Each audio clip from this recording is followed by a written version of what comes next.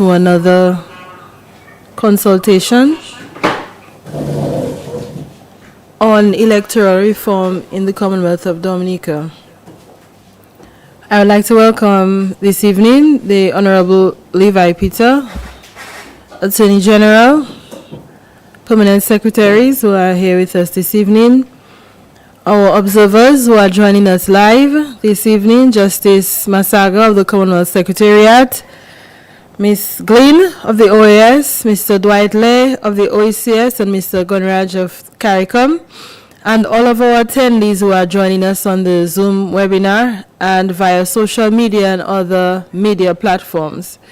If you see me smiling a bit more this evening, it is because we are hosting our final consultation after 3 weeks of nightly sessions with you.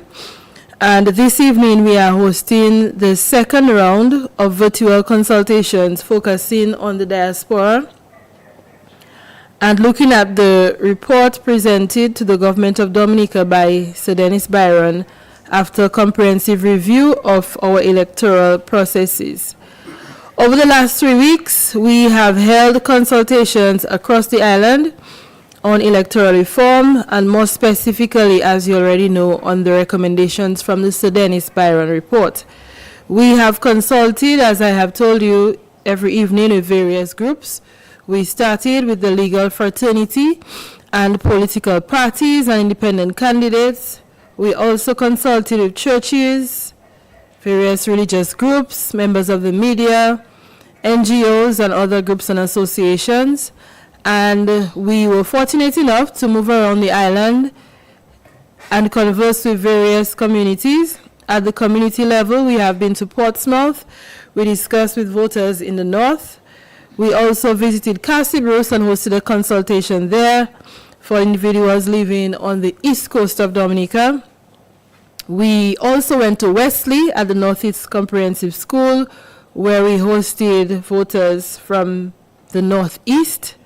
We came back to Roseau, and at Roseau, we were able to have very passionate discussions with individuals from the West Coast and the South. We also went back to the Northeast, to Marigot, and last evening, our final community consultation was at the Kalinago territory. All of these consultations have been very productive. We have heard the views of many Dominicans from a wide spectrum of society across the island.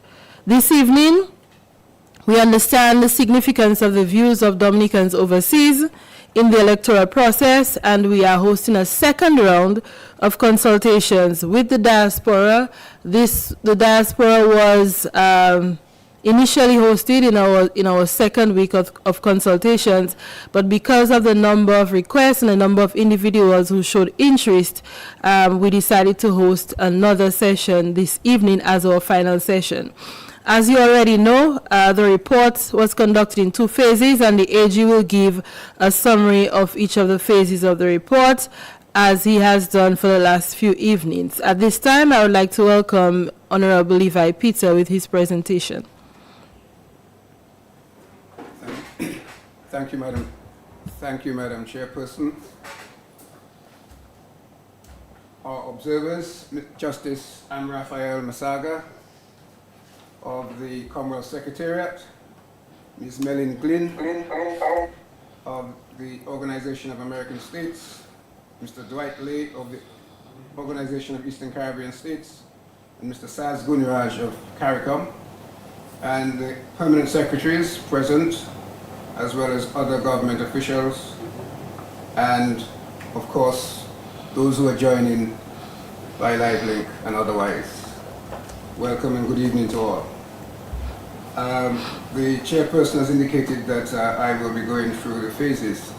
I had intended to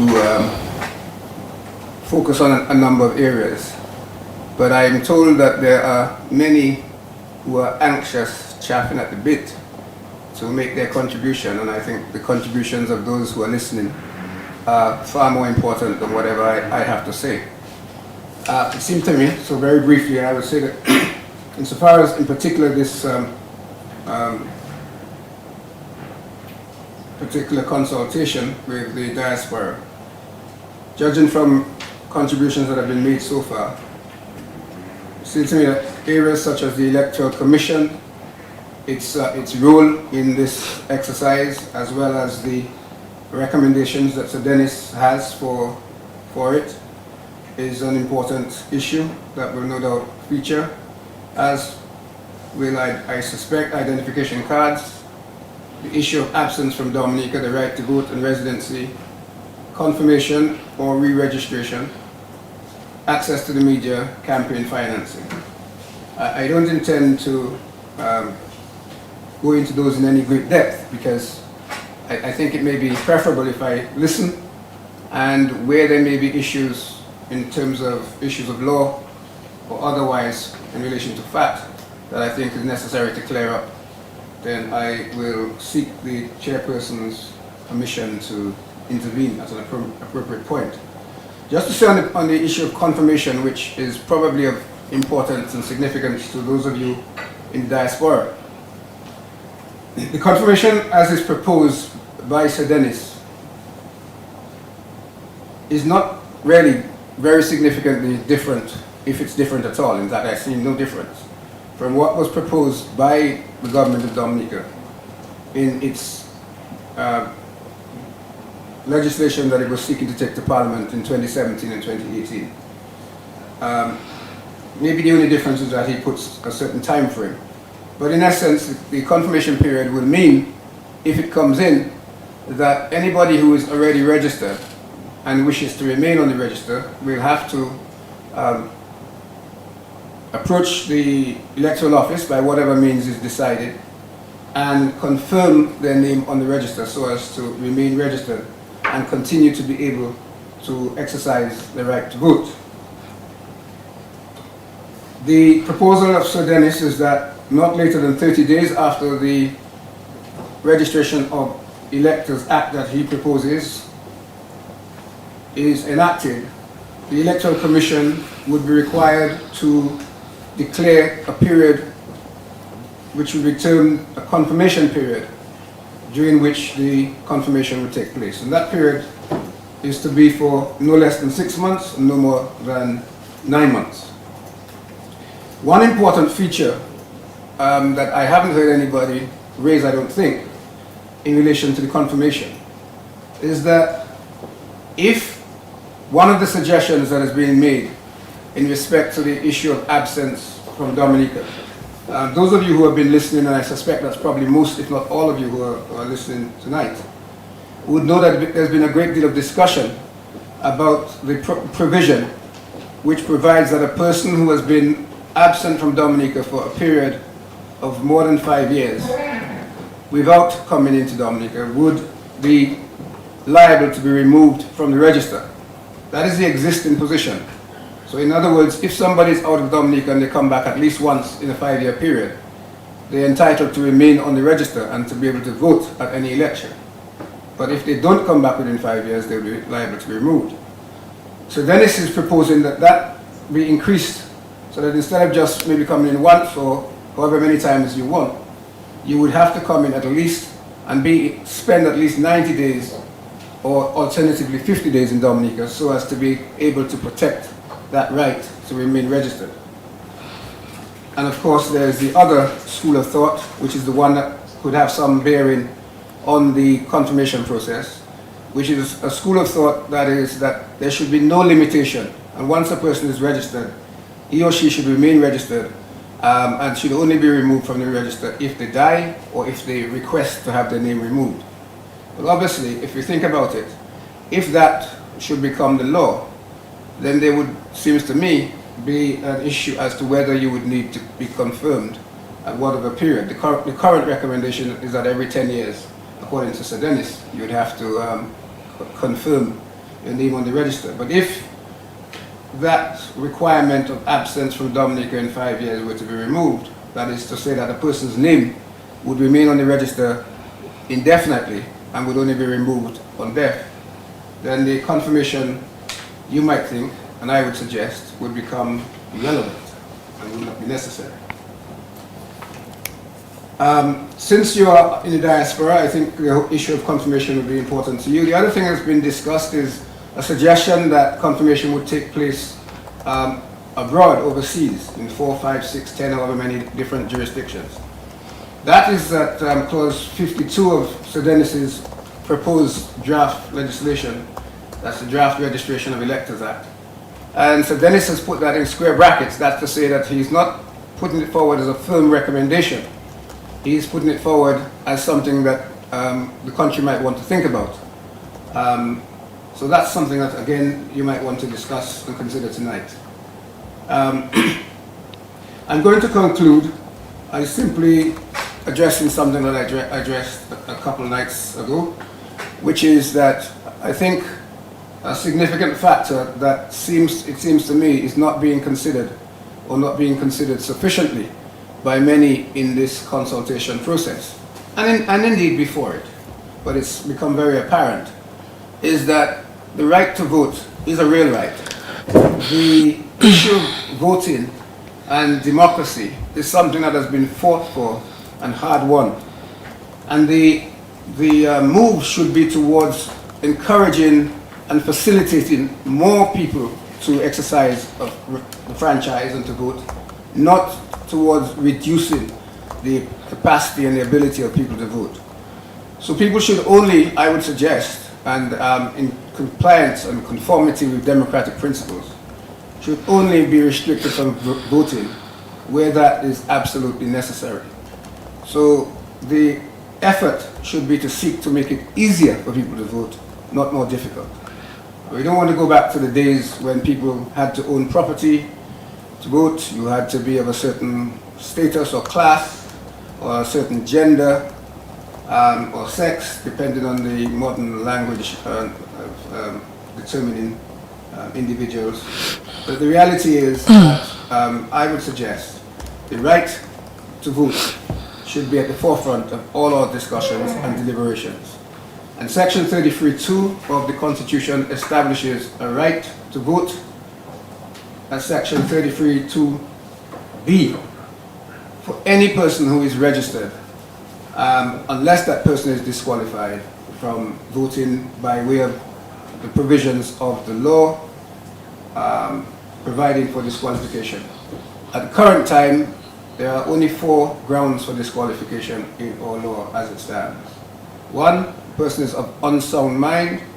2, the person is serving a sentence of imprisonment of 12 months or more. 3, the person is under a sentence of death in a Commonwealth jurisdiction. And 4, the person is disqualified by some other written law. I do not know that ordinary residents or any of the other suggestions that I've heard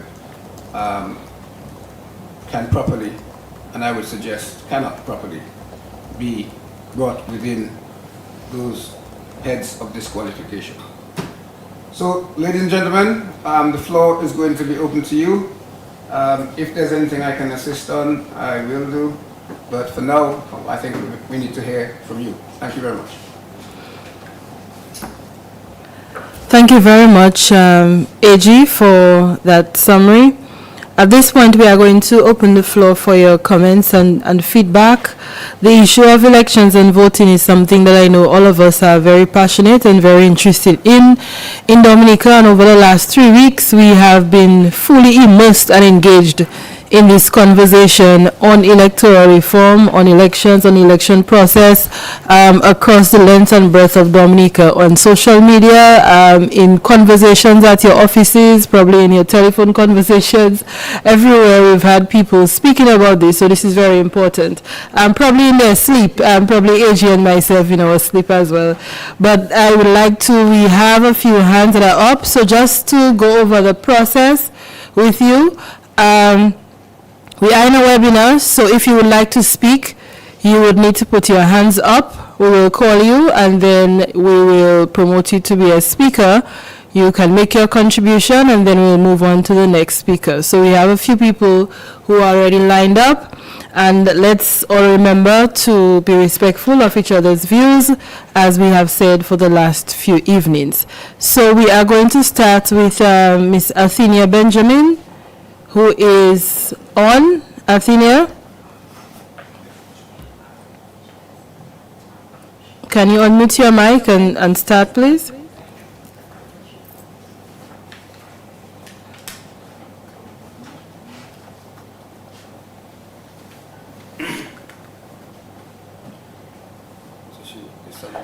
Athenia, are you able to hear us? Can you unmute your mic and begin?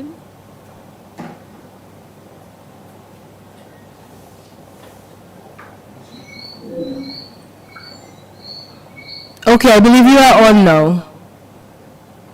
Hello? Yes, we can hear you very clearly, Ms. Benjamin, so can you go ahead, please? Hi, good night. My name is Athena, and I lived in the diaspora for quite a while. And I'm going to share my views on two issues that I think is of great concern to me. I'm living in Dominica right now, but I need to express my views on those two issues. The first one, and I've listened to quite a few of the consultations. I listened to them, I've listened to some point of views from the individuals who presented. And one of the issues of the voter ID card, for me, that is a big concern, because you have individuals throwing reference to this in regard to the passport or your driver's license. If you're driving a vehicle and you get stopped by the police, you show your driver's license. If you're traveling, you show your passport as an identification, and comparing that to a voter's ID card.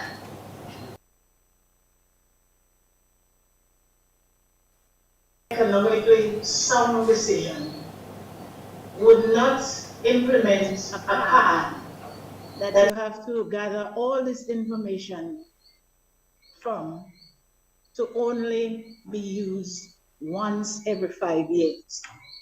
I think that is not a good, sound decision to make. And you cannot compare a photo ID card to a driver's license or a passport. You have a passport, you travel with it several times, probably several times a year. You go to the credit union, they ask you for ID, you go to the bank, you use your passport as identification. You are, as a driver, you have a driver's license, it's supposed to be on your person every time you sit at the back of a vehicle and you're driving. So it's continuous, you use it all the time. So to draw the reference saying that you use your driver's license when they ask you for your driver's license or your passport, that does not make sense, because those identifications are used routinely. So it's not sound economically to do something you can only use for once. I am of the view that to implement a national ID card that can be used for multi-purpose, not only once every 5 years. That is not good judgment, in my view. The other issue for me, it's about the diaspora vote and the restrictions placed on the diasporans as to whether they have to be here for 5 years or they are given 90 days, as the present law is. They would have to be here for 90 days to register if they have interest in voting in Dominica. I think that should be removed from the process. Most Dominicans living overseas, some of them do not have the ability or the status to vote in the jurisdiction or the countries where they live. And the only place where they can vote is Dominica, the place of their birth, the place that they chose to be a citizen of. And why remove that from them? I've listened to quite a few presentations with people lambasting Dominicans living in the diaspora. And I would just want them to remember that you don't only need the Dominican diaspora when you are in distress. We have to be grateful. When Hurricane Maria hit and Erica, I worked as the coordinator for diaspora affairs for the government of Dominica. And the multitude of Dominicans who came in to support and to do whatever it is they had to do to help us, to remove us from that dire situation. They did it without any thought. They just did it because it was the right thing to do. And now we are in a position where the review of the electoral process is happening. And persons are recommending that there be a restriction for Dominicans living overseas for 5 years. After 5 years, if they did not return to Dominica, then the limit would be removed. I think that is archaic. We cannot go back to how it used to be. We have to improve and be inclusive. International agencies are encouraging small island states to work closely with the diaspora. Because one of the issues, in my understanding, with the sittings that I've had with other organizations, is that in times of disaster, because it's happening so frequent, it is impossible for them to provide the assistance that they need to give those places that are affected.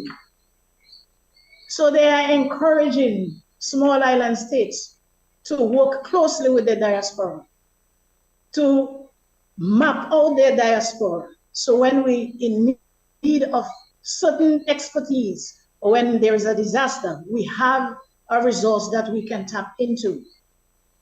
So we cannot, in this dispensation, try to exclude Dominicans from getting involved in the electoral process. It is not a forward-thinking thing to do. We are supposed to include Dominicans, remove the restrictions. Dominicans living overseas, they should not have a restriction to participate in the voting process. It should be onus on them whether they want to participate, but you do not remove the ability to participate. So you excluding them.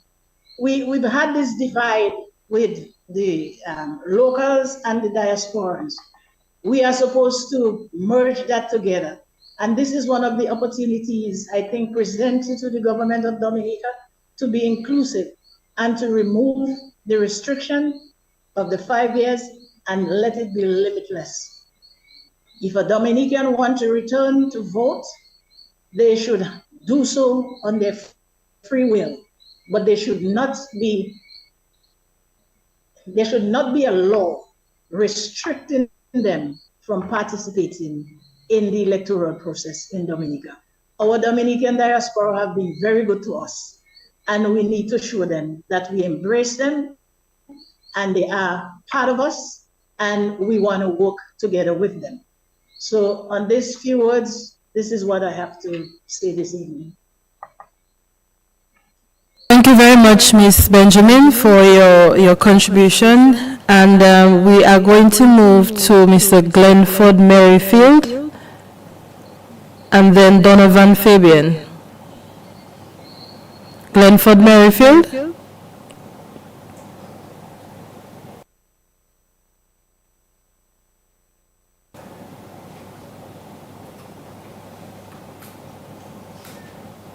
Hi, good evening. Hi, good evening. We can hear you clearly. Go ahead. Thanks for giving me the opportunity. Well, hold on a minute. Thanks for giving me the opportunity. Good evening, everyone. I would like to touch tonight on a few of the topics that have been discussed through the various consultations. We have the diaspora and voting that is part and parcel of this, and it seems to be a divisive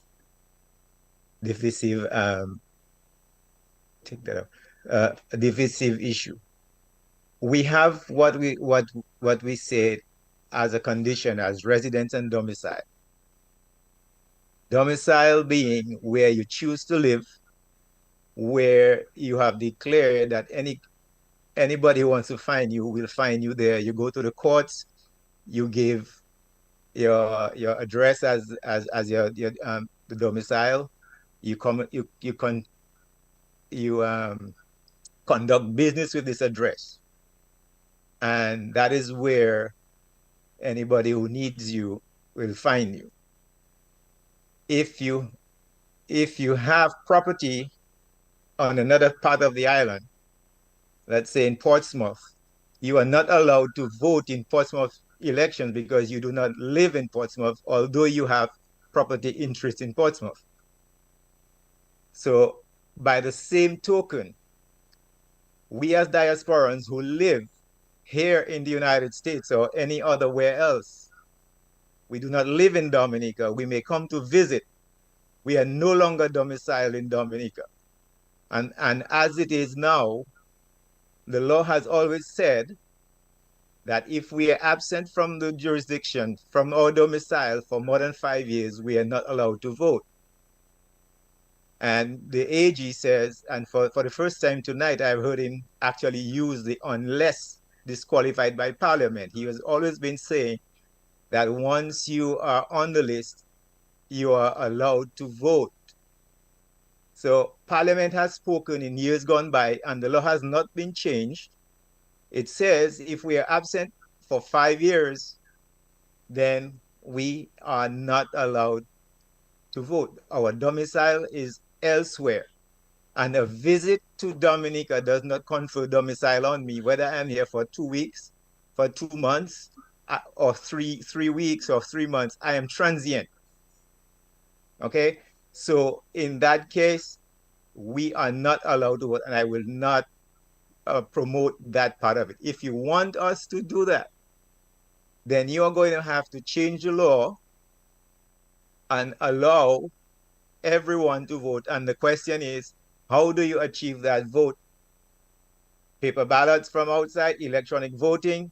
And if we do absentee ballots, when is the cutoff period for that ballot to arrive for it to be counted?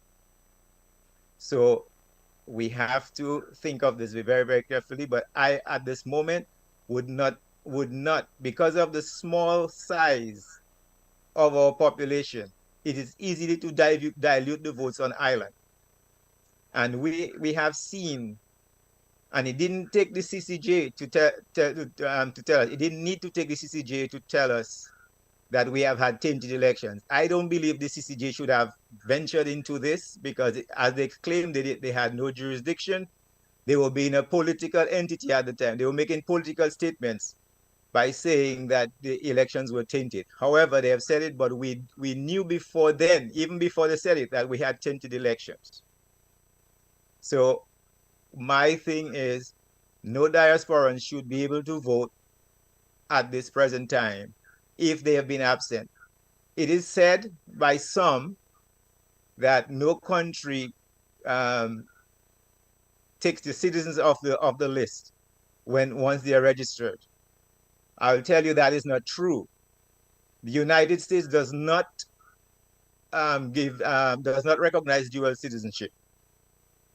In Florida here, if you do not vote in 2 federal elections, you are taken off. You are sent a notice, and within 30 days, if you do not respond, then you're taken off by the end of the year. So that is the law that we operate under, and there are many other jurisdictions that have the same some of the same laws. In terms of campaign financing, we've been talking about campaign financing.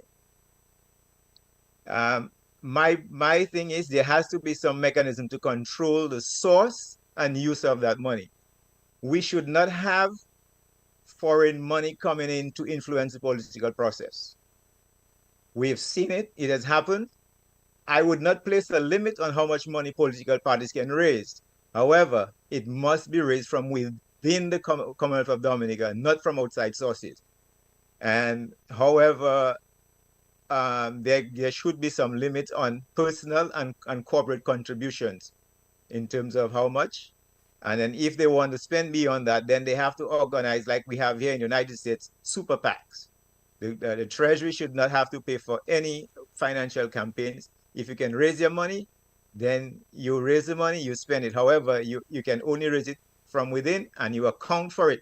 And if you are found out to have taken money from outside sources, then you have to return that money somewhere down the line because it is done here in the United States if you have received illegal contributions. The next thing that I would like to talk about too is the voter ID card versus a state ID card. A voter ID card is specific to a qualified voter, 18 years and over and domicile in the jurisdiction, and he has not been disqualified by Parliament based on the laws.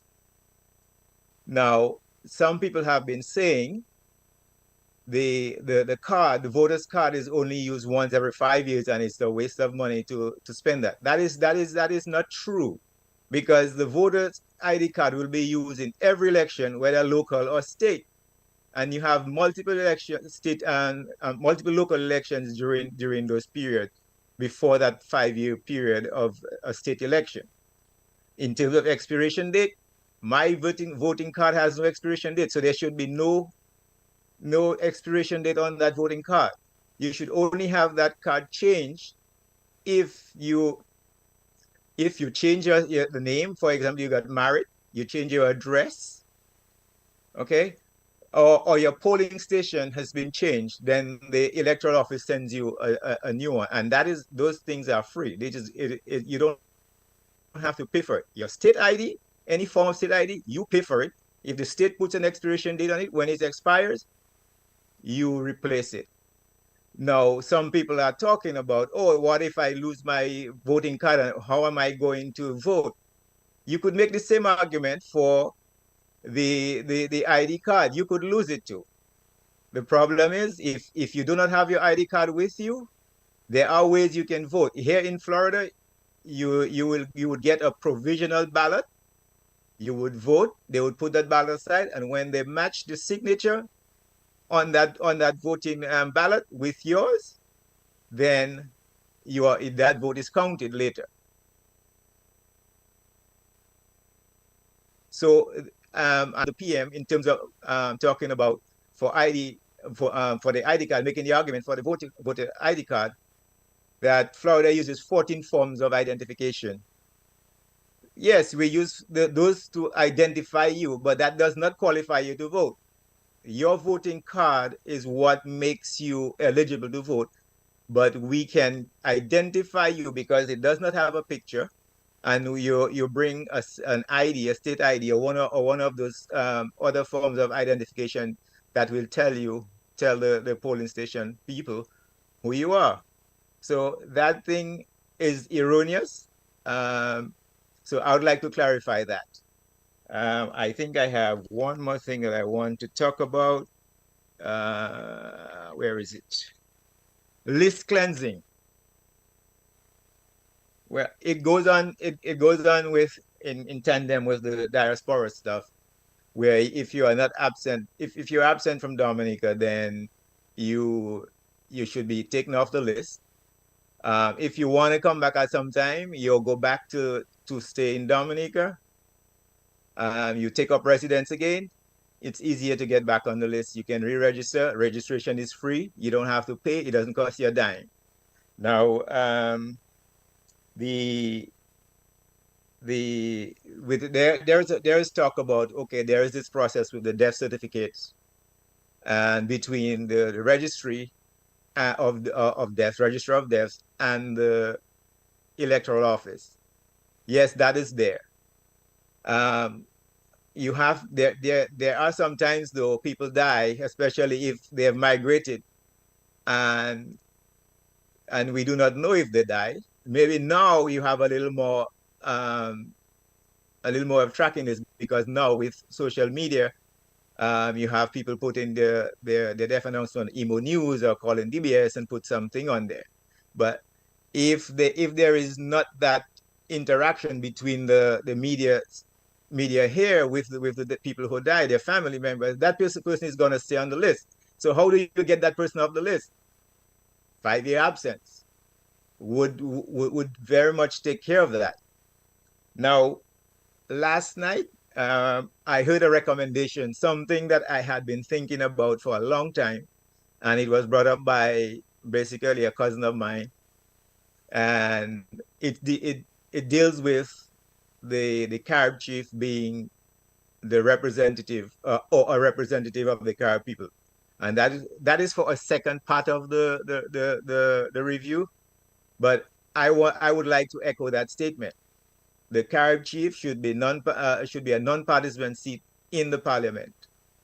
While we are at it, for the next part, you need to think about reducing the number of constituencies. In Dominica, it's too small to have 21 constituencies. And we should also have an executive president, get rid of the prime ministership, and have one executive president. Thank you. I hope we see something meaningful come from those discussions, something that is workable and acceptable to everybody. Have a good night.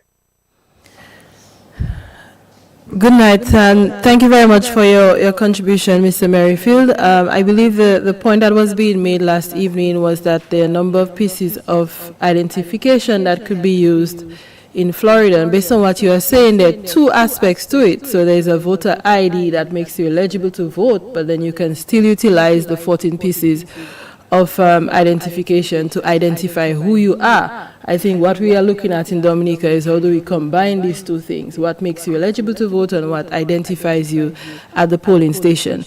At this time we will take Mr. Donovan Fabian. Donovan Fabian, are you on?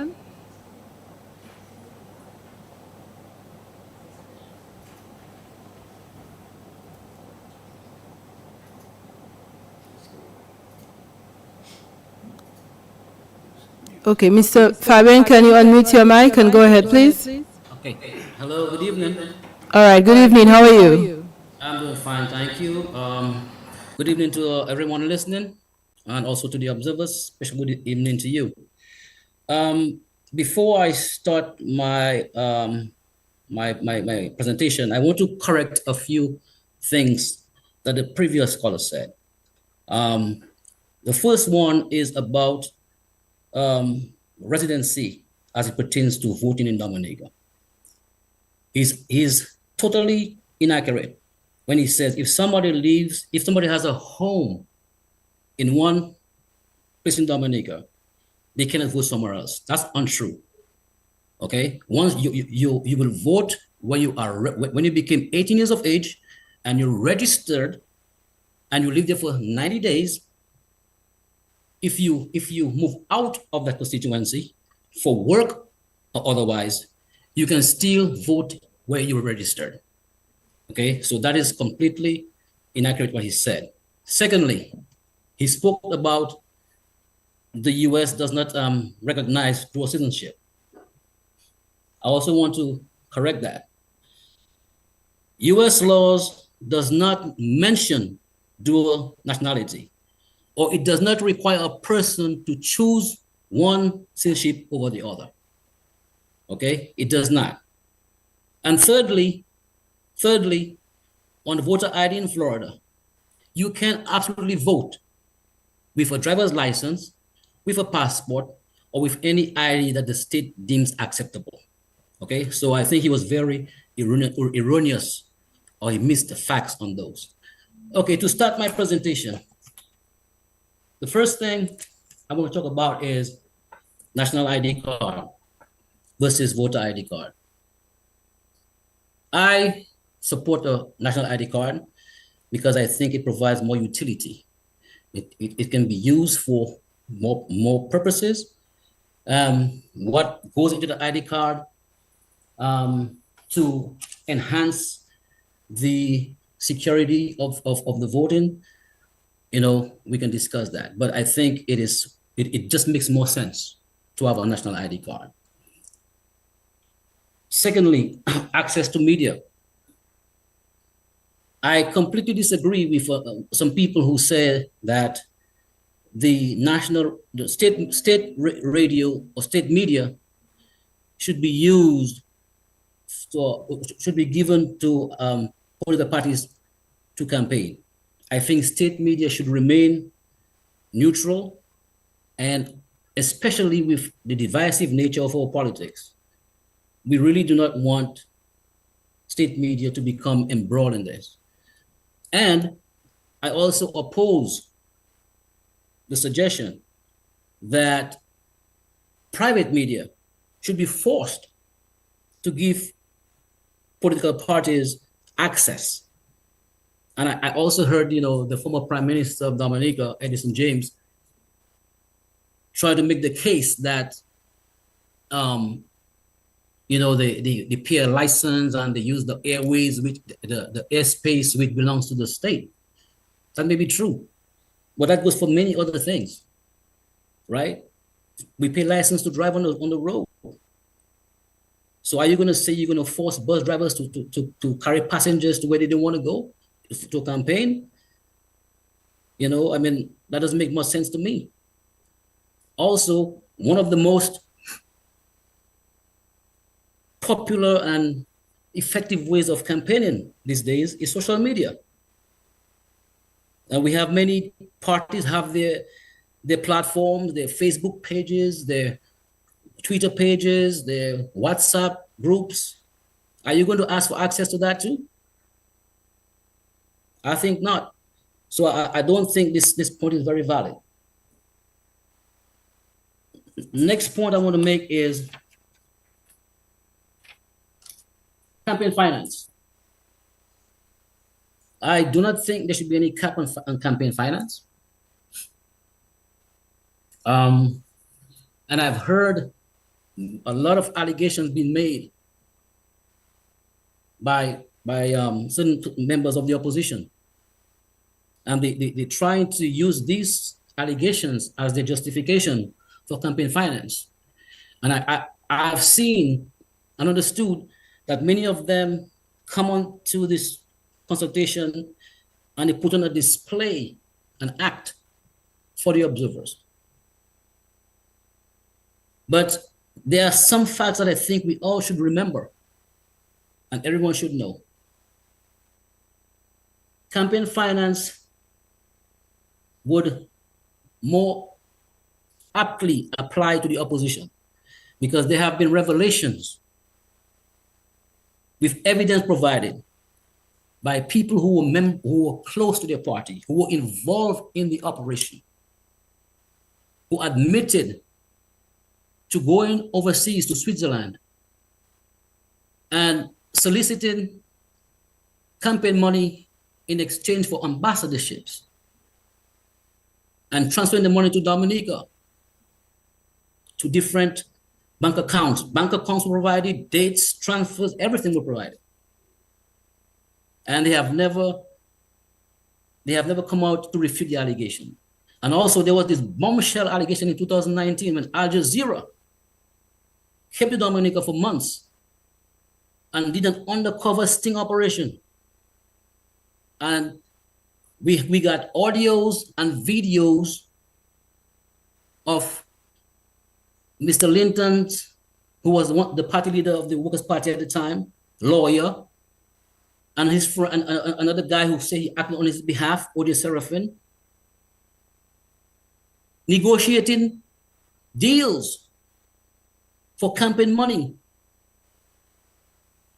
trying to sell ambassadorship for 400,000 US a passport. And there were also MOUs that surfaced with the former leader of the UWP name signed on it, promising to give ambassadorships to somebody if they won election within 28 days of their victory. But these same people come on the consultation and make all kinds of allegations. These are facts in the public, and it cannot be refuted. And my last point is on overseas voters, the so-called diaspora.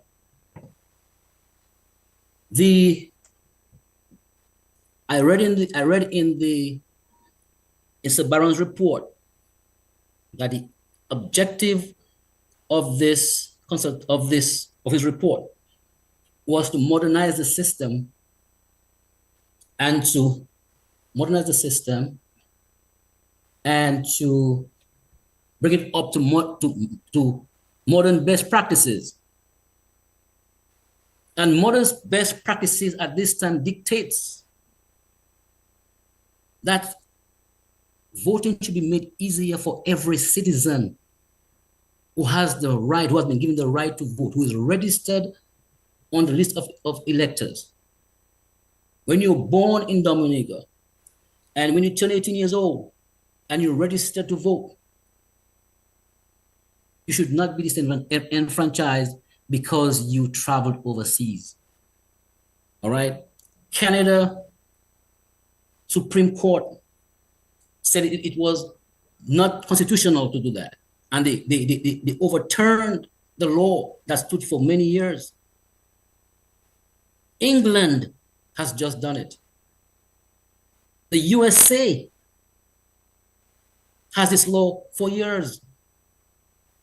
If you're a US citizen and wherever you live, they send you your ballot. They want the citizens to be part of the process. Because every citizen has the exact same right as the citizen living in Dominica. Traveling does not make you less of a citizen. And we've heard many excuses that if you travel, the laws of the land doesn't affect you. That is nonsensical. Because the diaspora community maintain close contact with the country. They have an interest in their country and the future of their country. And they should have a say as to who's best able to rule it and develop it. Who has shown the ability to do the work for the people. So all these, and I mean, some of the excuses don't make sense. Like I said the last time, they bring the issue of paying income tax. But how can that make sense when in Dominica we have people who don't pay income tax because they don't meet the income tax threshold? Are you gonna say they can't vote too? The elderly who retired, they don't pay income tax. People, young people who are just 18 registered going to school, they don't pay income tax. So that is a flawed argument. And it is really mind-boggling that we're living in this modern age where we are all interconnected. We have the observers right now here from different locations across the world, and they're taking part in this consultation with us in Dominica and the diaspora.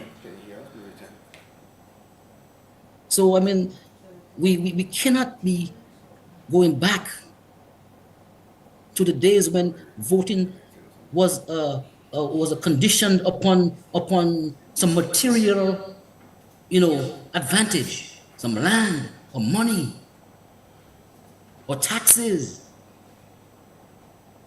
That doesn't make sense. And I advocate and I support the right of every Dominican to vote, and I completely reject the suggestion that we have to be back in Dominica for 90 days or 50 days to maintain our rights to vote. And I also would strongly propose that this 5-year arbitrary imposition law be removed, be stricken off the books, because it is arbitrary. As Canada said, it's an arbitrary law that denies people their fundamental rights to vote. I suggest that this be stricken out, and once you are registered to vote, you have the right to vote until the day you die. Thank you very much. Much appreciated the time. Thank you.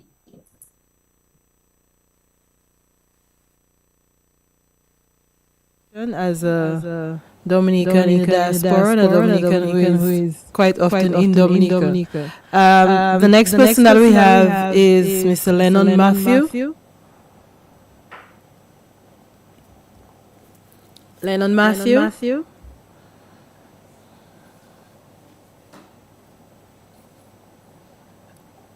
Okay, so I think we have Yes, Mr. Matthew with us now. can you hear me?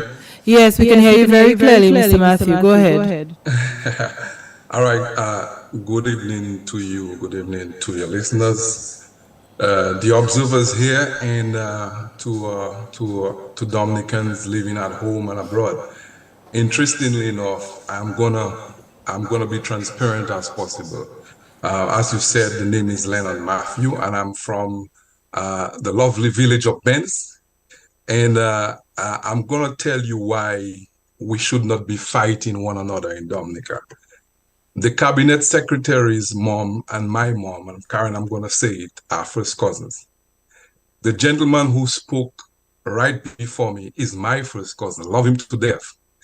So here it is, we are in the diaspora and we are going to speak from different angles of the whole situation. And I am saying this because Dominicans have to understand whatever decisions are made should be in the best interest of the country and not no one political party.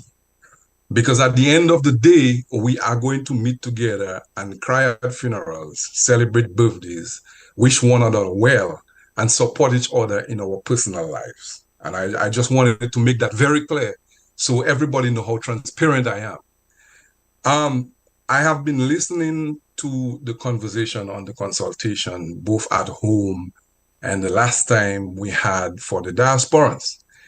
And permit me some time because I think it's very important. And I would first like to start with something said by the Attorney General in his deliberations earlier. He said that voting is a significant factor in the democratic principles.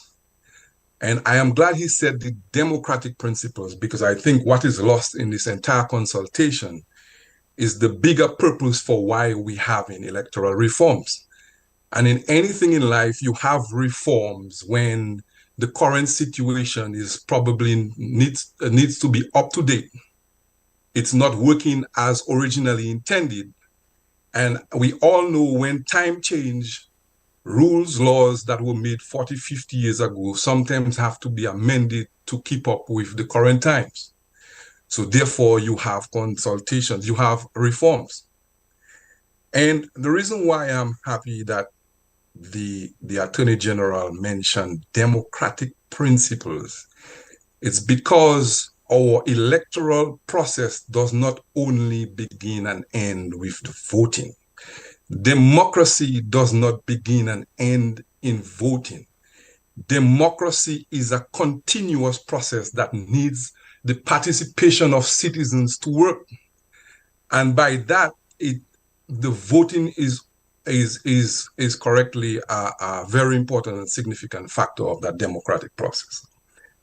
In the past few consultations, I have heard arguments about disenfranchisement of voters, and I understand the Constitution, the supreme law of the land, sets up the definition of who is a citizen and the rights of citizens. And as the Attorney General said, Constitution Section 33 2A talks about the right to vote.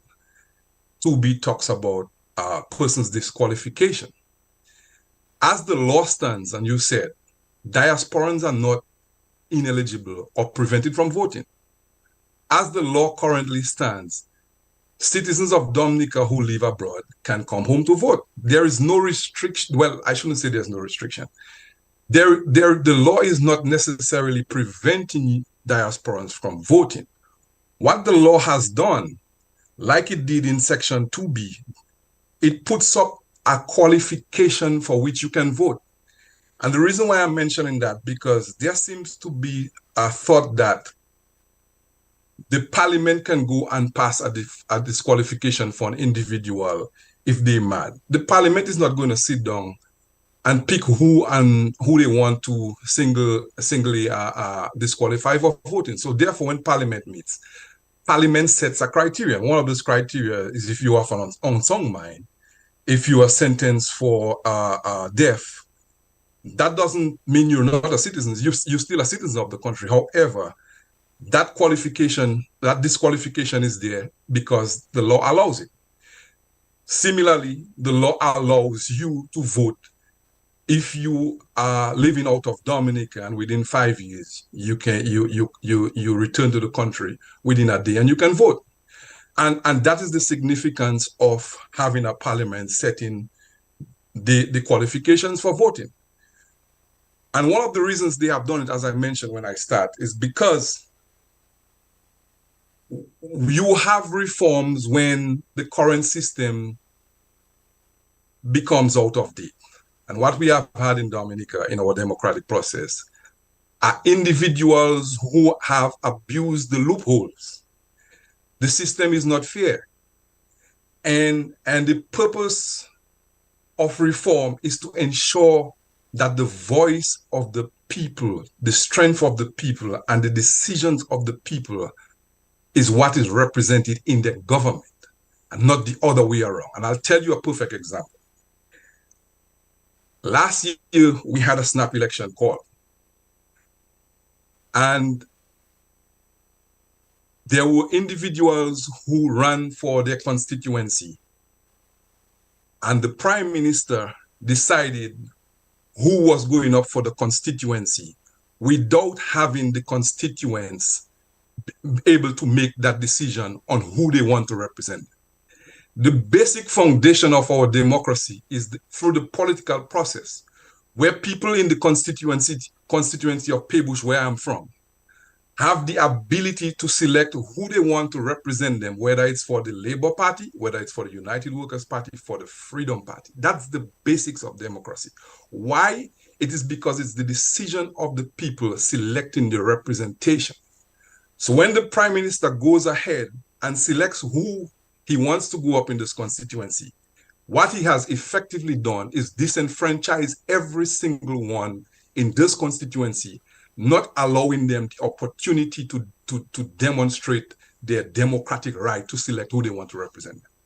So all this talk I'm hearing about disenfranchisement is absolutely hypocritical when we have somebody from the roots of our democratic process disenfranchising people from the Pebush constituency and every other constituency where the people were denied the right to select who they want to represent them. Secondly, we've talked about campaign financing. I don't want us to be naive. We know money is used in corruption. Money can be used for good and money can be used for bad. Currently, there are geopolitical forces that have been playing part in the region for years. It happened during the 70s when we had communism. It is happening now with the elephant in the room, the Chinese. And I think it would be naive of us to deny that fact. And why I'm saying this is because we all know the diplomatic relationships we have with that country. We all look at the news, we all see the competition of the types of government we have, the types of economies we have, where they are communist and capitalist mix. And we see the kind of influence that is going around the world. And there are forces that are fighting the democratic principles and the democratic norms. And we are moving towards strongmen, dictatorships, and there are those who will seek power no matter what the cause and no matter what the effect. And therefore, if we do not pay attention to those things, I think we are on a fool's errand. And like I said earlier, we can sit here and discuss. Personally, I think spending $600,000 to have a consultation to decide voter ID cards, national ID cards, is a waste of time. That's a simple solution. You have an ID card that has information of your polling stations, whether you want to call it national ID, as long as the card has all the information to identify you as the individual, identify what polling station you are, and can serve the purpose of ensuring that Jack Rabbit is Jack Rabbit who votes in polling station 1. That's a no-brainer. And I have also heard the argument that getting voter ID cards is expensive. And the same ones who say it's expensive are the same ones who say there should be confirmation and registration of voters overseas. So let's be realistic. One of the ways we cleanse the voter list is by removing dead people on the voting list. The simplest thing the government could do. I'm not saying political party, the government. And that means I'm referring to every government, whether it's Labour, Freedom, or UWP. The simplest thing they could do is cleanse the voting list out of dead people. There's a process in place. The law outlines what that process is. It involves the village councils. It involves the chairman. Ask any Dominican when was the last time that had been done. Now, if a simple task of getting dead people out of the list cannot be performed by our governance structure, how then are we going to trust our government to perform a good job in confirmation of voters overseas? It makes absolutely no sense. And like I said, while we're talking about who can vote and who cannot vote, the bigger picture is democracy, advancing fairness. And that's where that comes in. Because as a diasporan, if I fall within the current laws as an eligible voter, and I have been to Dominica as the law currently stands within 5 years and I can vote, then the decision to confirm registration or registered voters overseas is not a party decision. It's a government decision. And therefore, the institution that is constitutionally mandated by law to do that is the Electoral Commission. So therefore, if the Electoral Commission were to do that, the whole point about that decision is to ensure that every eligible citizen has the equal opportunity to be able to be confirmed and to maintain their right to vote. If the government cannot perform that and ensure that every Dominican is duly registered and not disenfranchised, then the best option is to not deal with that at all. And the best option is to let Dominicans in Dominica vote. Because if at this point we cannot clear a list out of dead people, then how are you telling me you are going overseas to do registration or re-registration of people? I don't understand. Lennon, Yes. I would not want anybody to think that because you are my cousin, I'm going to allow you to speak for the entire evening. So we do have a long line of speakers after you. We've been on for a little while and you asked for some time. But Yes. we are going to move on. So I'm going to give you 30 seconds to wrap up. Can I make one point? This is the last consultation. This is my first time on here. There are several people who have called multiple times, and I know you didn't say anything to stop them. So, but I will respect your decision. No, you had me lost my friend. I'm sorry, but we would like to move on. So let's just wrap up. Okay. Well, at the end of the day, while we are all discussing electoral reform, I think to truly get electoral reform in Dominica, the vision has to be what's in the best interest for the people of Dominica and the people of Dominica making that decision. And if Parliament sees it fit that there is an unfair advantage of having diasporans, understanding that the margin for error sometimes is one vote in a constituency, the objective has to ensure, one, there is democracy, full democracy. Two, that the results of the election represents the intentions of the people. Three, there is no unfair influence through money or other means by international sources, by other countries and individuals who have self-interest. And four, that the people who benefit from this consultation process and whatever law passes is the people of Dominica and no one individual. Thanks for the limited time, family, and I do hope that you guys are operating in the best interest of the country. Still love you guys. As I said before, this cannot be about individuals. It has to be about the population. It has to be about the people of Dominica. And I know I've been cut short, but you know I'm happy for the limited time that I've been given, and hopefully my points will be of some significance. Thank you. Thank you very much, Lennon. I would like to be fair to everyone, my family and all others.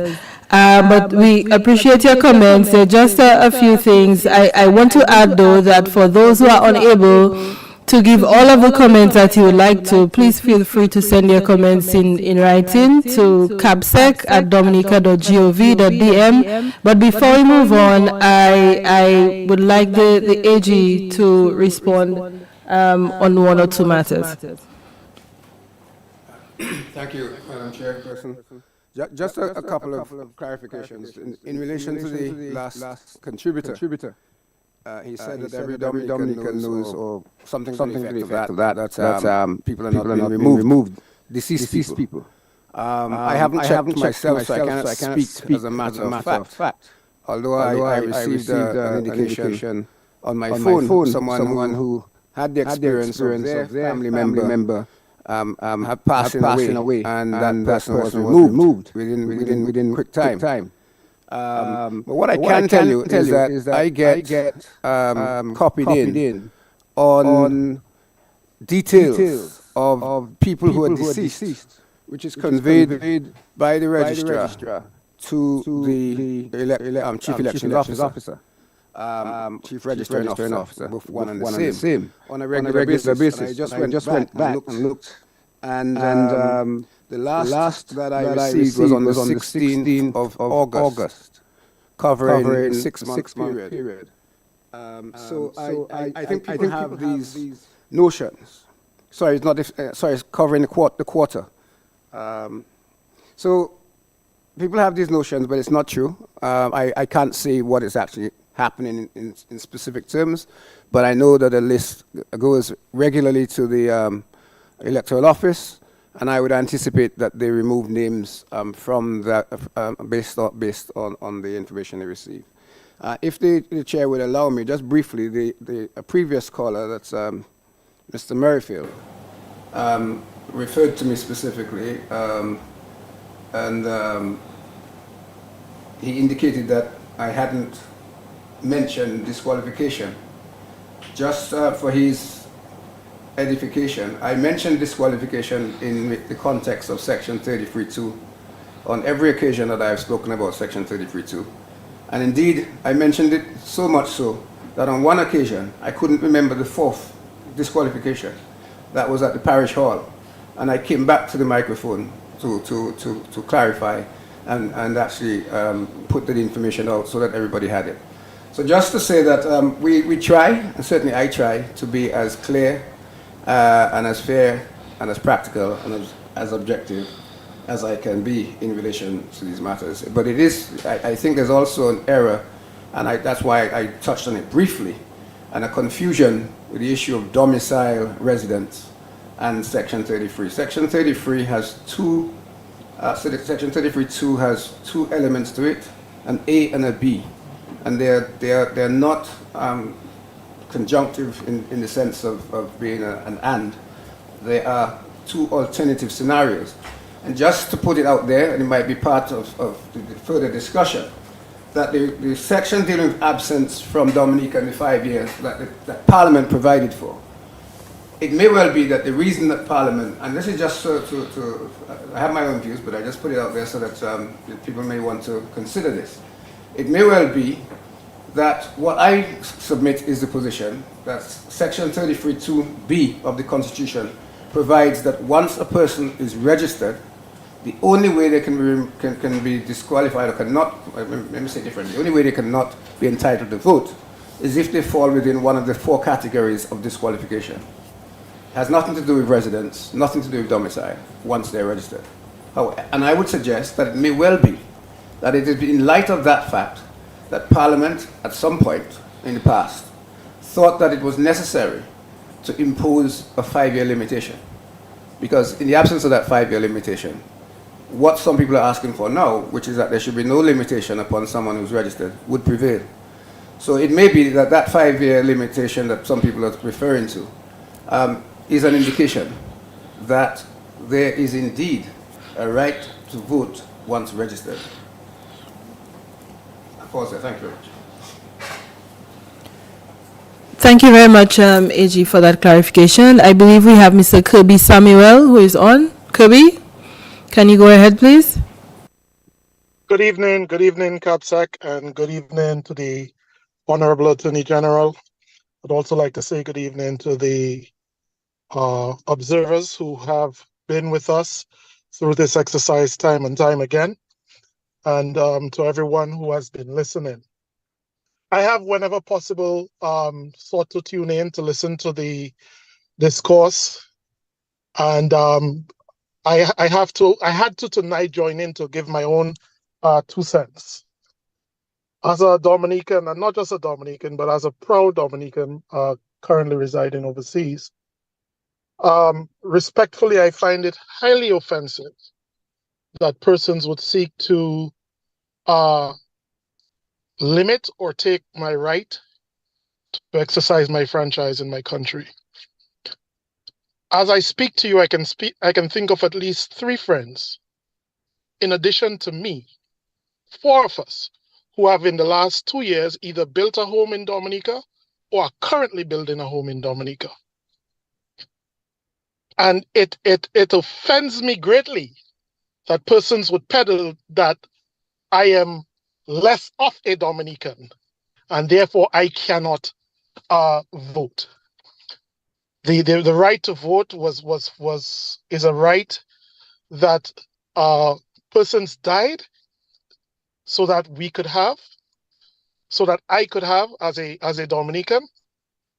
And I just find it highly offensive. So that is my first point. I understand from time to time that there is a need, and there would be a need for persons to, or for us to reset and for us to look at things again. The idea of a voter's ID card is one of the first and the main things that members of of opposition parties have said, well, we need a voter's ID card, we need a voter's ID card. I am not against a voter's ID card.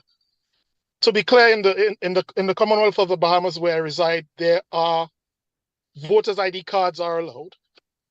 All right, and persons use it for everyday transactions as well. It's a flimsy card, but it's there. But when I was preparing to join this event tonight, I went on the electoral site of the Bahamas just to check something out. And under the requirements, I think it's elections.gov.bs for anyone who wants to check it out.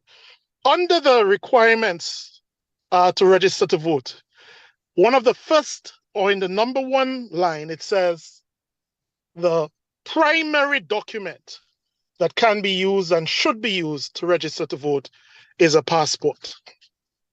I think we would be going down a wrong and slippery slope if we were to say that an identification card issued by the state, an identification card like my passport, which begins, or which on the first hardcover says, the president in the name of the Commonwealth of Dominica requests and requires that you let this person through without let and hindrance. A document so sacred that it should be preferred or said that I cannot use it to vote. But if persons want to have a voter's ID card, by all means, let's have it. St. Kitts has a similar voter's ID card as well. If we can have a card where it's renewed every 5 or 10 years, fine. But I think if we decide that we want it so much, certainly let's have it. It will cost the state. That will be money that will be taken away from other programs like the Yes We Care program and others. But if it's deemed necessary, let's do it. But I want to address this fallacy that certain persons have, because I do not want the observers to leave Dominica with the misguided view that certain persons have tried to peddle, that dead persons vote in Dominica and elections are tainted and all of that. There's something that I have been listening intently, hoping that some persons would have highlighted throughout the consultations. And as a caveat or as a disclaimer, subject to correction, I'm not sure if somebody said it when I was not logged in, but this is this point.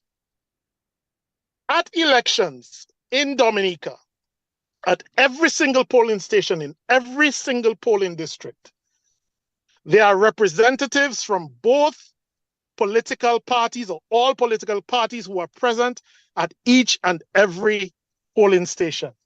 And those are representatives from that community. In the case of the community that I am from, right? When I would have gone to vote, I would see persons from the Labour Party, at the time persons from the Freedom Party, at the time persons from the UWP Party. These are persons from within the community.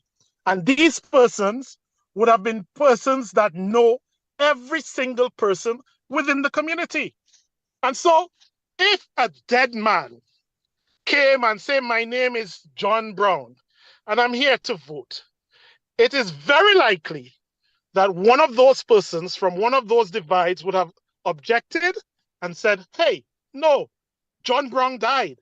Or, hey, no, this man ain't from here. We don't know him. And if that had happened, there would have been, of course, the press would have eaten it up. We would have heard it being discussed on social media and on everywhere, and it would have been running, and people would have been making mileage with it. So to give the notion, this silly, really, notion that, oh, dead people been voting, and oh, people voting twice. It's ridiculous. When you vote, you dip your hand in ink and you leave. I really do not want anyone to have this misconception that Dominica is so backward, that we do not know, or that we are so behind.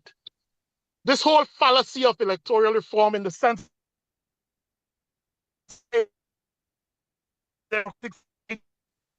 from 19 just, if there are ways that we can strengthen, let's do. But come and give persons misguided view. The honorable observers from the OAS, the OECS, CARICOM, and Commonwealth Secretariat, and whoever else, leave Dominica thinking that our democracy is in such an infancy stage. Our democracy lacks such credibility that we need this reform now. If we want to check for certain things, let us do that. If we want to make some slight corrections, fine, let us do that. Put recommendations forward, let's do that. Let's move forward. I am not even going to advocate for my right to vote from where I'm at. But as I said, I take it completely, or I'm completely offended, or I would be completely offended if anyone were to say to me, as a hardworking Dominican who lives overseas, that I cannot vote, especially when I have chosen myself, and I'm going to use myself as the example, to build my home in Dominica. And I'm not the only one. Everyone and every Dominican, if you drive up and down the west coast of Dominica, you will see persons who would have spent their lives in England and other places and returned home and built homes. My own uncle of blessed memory lived in England and built a fine home in Marigot before he passed. And so I want us to be very careful, because this is a slippery slope. This is a slippery slope. And anyone who should feel or should think that they would want to try to disenfranchise me or any other Dominican who would make such a significant contribution, I think that would be wrong. And I want to say that categorically clear for the record. To build a house in Dominica is not easy. And let's be clear, the ones who are saying diasporans should not vote, when you build a house at home, a contractor gets a job, his workers gets a job, their families get fed. And not only that, if you choose to remain overseas for some time, that adds to the housing stock in Dominica, and you're able to provide rental properties to persons who may not be able to build a home yet. And so I want us to be very clear on this issue. I think it is wrong. I think it is a wrong approach for anyone to suggest that a Dominican who resides overseas should not be able to vote. And I hear persons talking about, oh, diasporans, and they should let, the vote is tainted if diasporans come in, and they should let, I think I heard one person say, indigenous Dominicans. I'm like, wait, what am I? And so I wanted to really call and hone in on this point this evening, And I really want to thank you for allowing me the opportunity. Just before I go, Madam Capsec, if you'll allow me one other thing. One of the callers, I think it's the one before, made a statement that was so erroneous, I just feel that I have to address it. He levied comments against the Honorable Prime Minister where he said he disenfranchised persons in Paybush and by choosing who to go up. Ridiculous, hogwash nonsense. Every political party has the right, and the Honorable Prime Minister was within his right as the leader of the Dominican Labour Party to, with his council, his party council and executive, decide who goes up in what constituency to represent the party at elections. No one is disenfranchised. If a person feels or felt that they were disenfranchised, they would have been able to, like the law allows them to, take their $500 and go and pay it into the treasury and run as an independent candidate. Persons are talking about elections in Dominica are not fair. We currently have an opposition leader who is an independent candidate. We currently have other representatives or another representative who is an independent candidate. So that alone tells us that if someone feels that the will of the people, quote unquote, is being stifled, then by all means, pay your $500 to the treasury, my brother, and go and run as an independent. So I just wanted to correct that error. Madam Chairperson, Madam Capsec, thank you so much for the time. I do not intend to take up much more of it because I know that there are many other persons who would like to contribute. Thanks again. Thank you very much, Kirby, for that contribution, and we do appreciate your views all the way from the Bahamas. I believe we have Miss Frances Del Sol, who is on. Frances?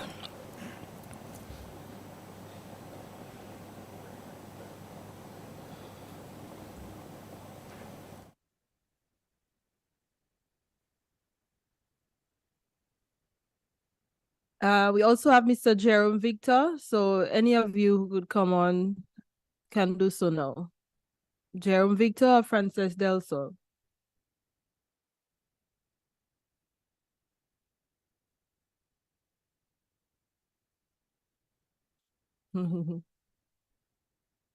Okay, Frances, I believe you are on now. Can you unmute your mic and start?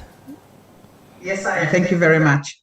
Okay. Good evening, Madam Chair, and thank you for the opportunity to express my thoughts on this very critical issue. I recognize the presence of Honorable Levi Peter, the international observers, and my fellow Dominicans. I'm going to start off by saying recently I have been involved in helping asylum seekers in mainly coming from mainland Africa, most of them fleeing persecution. A large portion of them are from Sudan. And I have to say what they would give, the only shirt they have on their backs, the only shirt they arrived with in Canada, to be a part of this consultation, a process like this where they can contribute openly, to be a part of a discussion forum like this for the development of their homeland. The irony of this should not be lost on any of us as to our ability to speak freely and openly, regardless of our political positions, on something so critical to the running and future development of our nation home. In saying so, I commend the Labour Party with the majority government and really the option to take whatever course of action they deem necessary at this time in regards to this issue, but has instead opened this forum to all and sundry to provide their thoughts, supporters and non-supporters alike, indicating that this government is truly a collaborative one and a Dominica first one. Dominica has shown remarkable progress considering the trough, Erica and Maria. The world still marvels at the turnaround and that we have done in Dominica, and there is still so much to do. Therefore, the concept, in my opinion, the concept of putting any money into a one-time, over 5-year use of a voter ID card, when persons in most advanced countries use government-issued IDs such as passports and driver's licenses, is not a proper use of the funds that could go towards education or seniors' care. I think all this talk about dead people voting are just red flags to support or give reason to others' failures to win at the polls. Enough already with this nonsense. We're just making ourselves look stupid in the international arena. My father died in Canada, and I know for a fact that nobody in my family said he had died, but he's no longer on the list. So I also marvel at all these people that are tied up with the government providing travel for voters. My mother, in the early 1990s, received a free ticket to come and vote for, as a Freedomite in Granby. That was, the Labour Party wasn't in power then. That being said, many of us have the capacity and the ability to come down to vote. You mustn't assume that Dominicans are going to wait for a ticket just to exercise their right to vote, are waiting on a free ticket. It's not that way, or that we're enticed to do that. This morning, I decided to look at my passport, and in between May 2016 and December of 22, I've been to Dominica 11 times for more than 3 weeks on each occasion. For the last, every time I travel to Dominica, I say, this is home. I am going home. Home is where the heart is. Home is where we say in Dominica, where your boy, your berry. Home is where you contribute when and as necessary, because it's our homeland. We are afforded this birthright, being Dominicans, and all that comes with it, including our right to vote, and that must not be taken away from us. As a member of the diaspora, it must not be interpreted that some of us who don't, because we don't speak up all the time, or we don't make the most noise, that we don't have opinions on those matters. Yes, we do. And others have mentioned it, but I want to conclude with something that has caused me consternation, having been very much involved in Dominica and a member of the diaspora, is that certain sections of our islands perceive the diaspora in a negative light, and that I find very troubling. We do the right things. We send the barrels, we send money via Western Union and MoneyGram, and we come down and we buy tickets for the Creole Festival, but we ought to be more integral, to be seen as more integral to the well-being of our country, that we have been and continue to be a significant part of rebuilding of Dominica. Most of us plan to come back home or a building at home after retirement. Most of us believe Dominica is better off today than when we left it. Most of us give back above and beyond. Most of us want to do what is right and have a say in the goings on in our country. Therefore, on behalf of the silent majority, I appeal to the observers to listen to us. The majority of us in the diaspora ask for and kindly retain and reserve our right to vote unless we say individually we no longer wish that privilege. Thank you for listening. Thank you. Thank you very much, Frances. And I must say thank you for all that you do for Dominicans in Dominica while you are in the diaspora. I think we are all very much aware of your efforts and that of many others overseas. I believe the next person we had was Jerome Victor. Okay, Paul Alexander. I believe Paul Alexander is on, and then we have Gregor Joseph.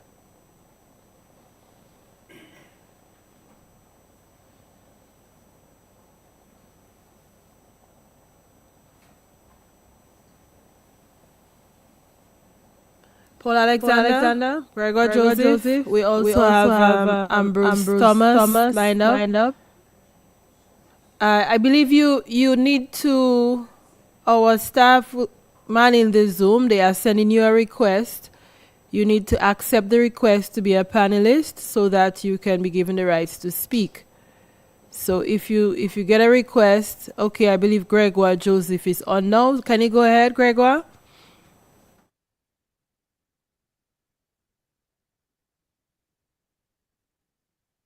Gregor, you are on. Are you ready to speak?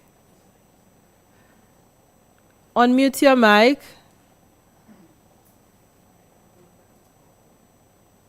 And then you can go ahead. I believe we also had...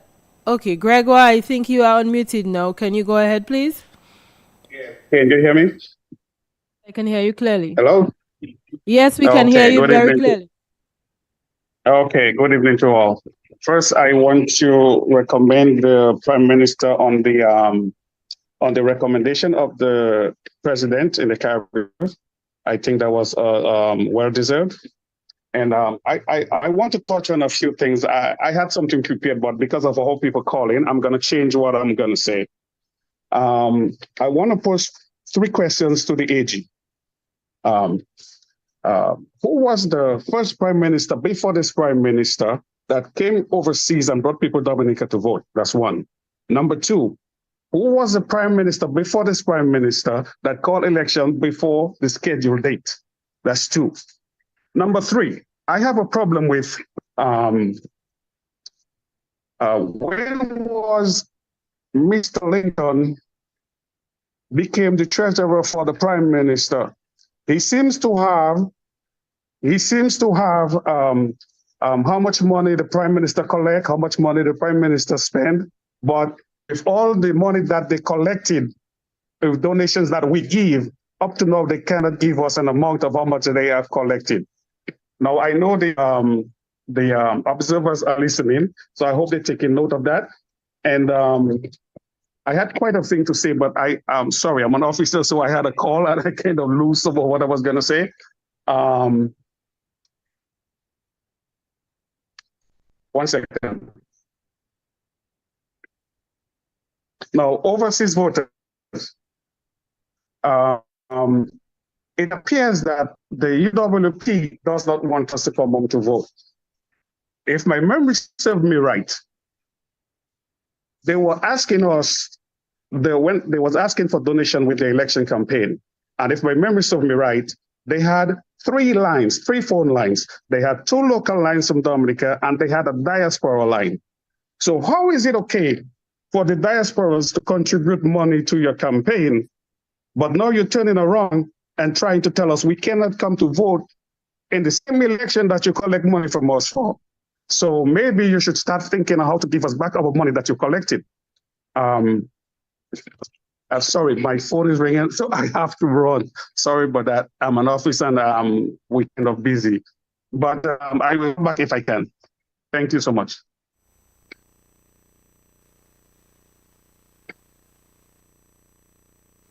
Thank you very much, Gregor, for joining us. We know you had a short time, but at least you were able to make a contribution from your contribution from the diaspora. We have Paul Alexander, who is on now. Paul, can you unmute your mic and go ahead, please?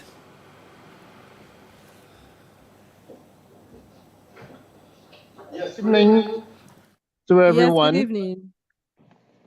I want to thank you for accepting my call and giving me the privilege to be part of this forum tonight.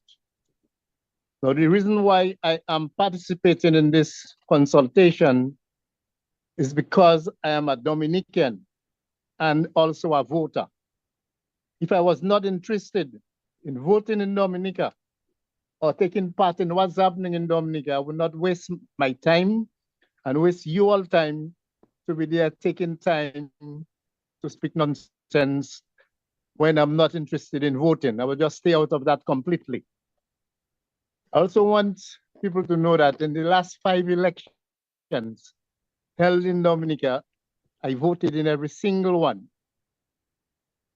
And every one of the last 5 elections were held before the 5-year term had ended. So which means I had never been outside of Dominica for 5 years before I voted again. If you check the dates of the last 5 elections from the date before when the last election was held, it has always been less than 5 years before a new election. Now, as a patriotic Dominican, I want to read the words of a song I used to sing in school when I was a kid. This song was written not by a Dominican, not for Dominica, but you would swear the man had Dominica in mind when he wrote this song. It said, "Before all lands in east or west, I love my native land the best. With God's best gift, it's steaming.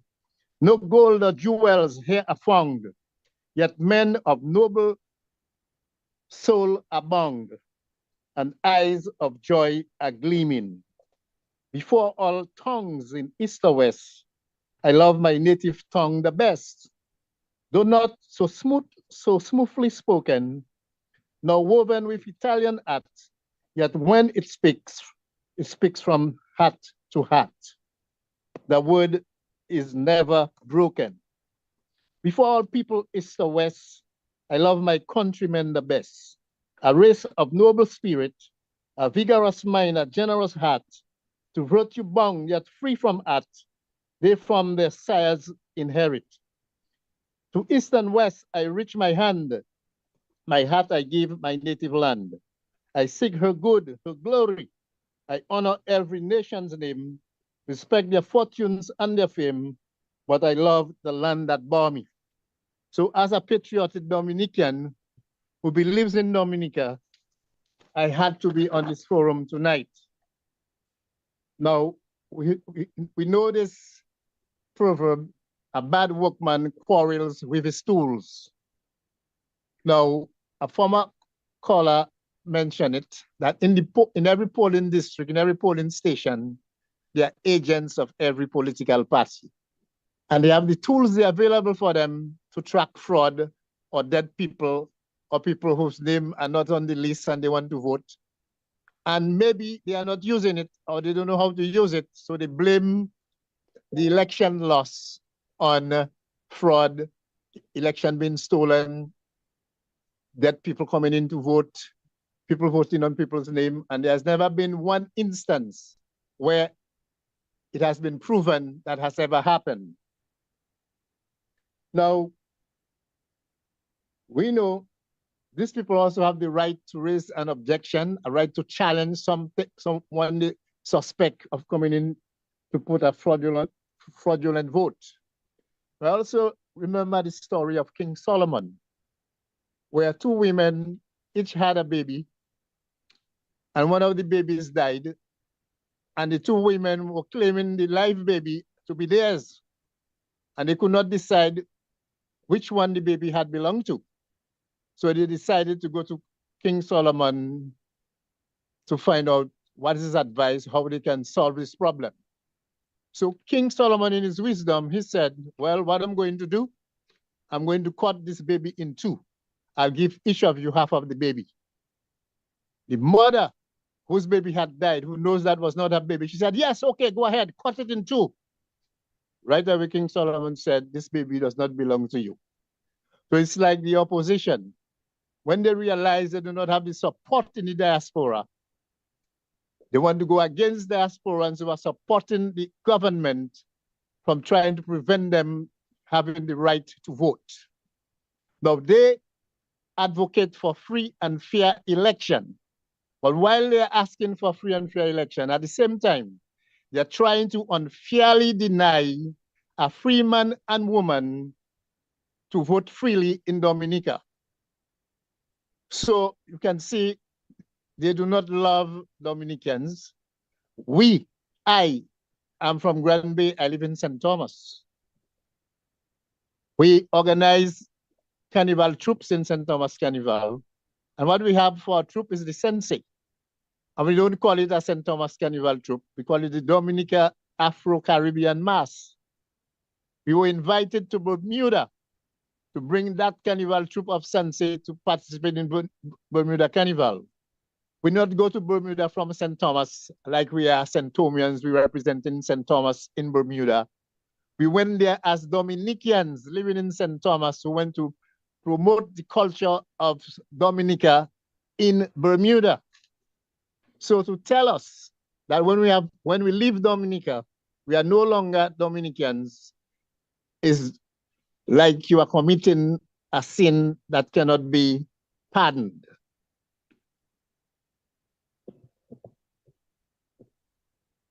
Now, I am totally against limiting the amount of time a Dominican can stay overseas before coming back to Dominica to vote. Once you are Dominican for life.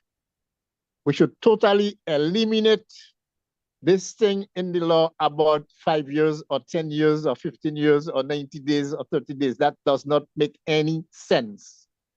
For those who are against people living overseas coming to vote, and they're saying, well, you're sending a barrel. What's in a barrel? But at the same time, they said we are trying to put pressure or a burden, a government on our people who will be suffering the consequences.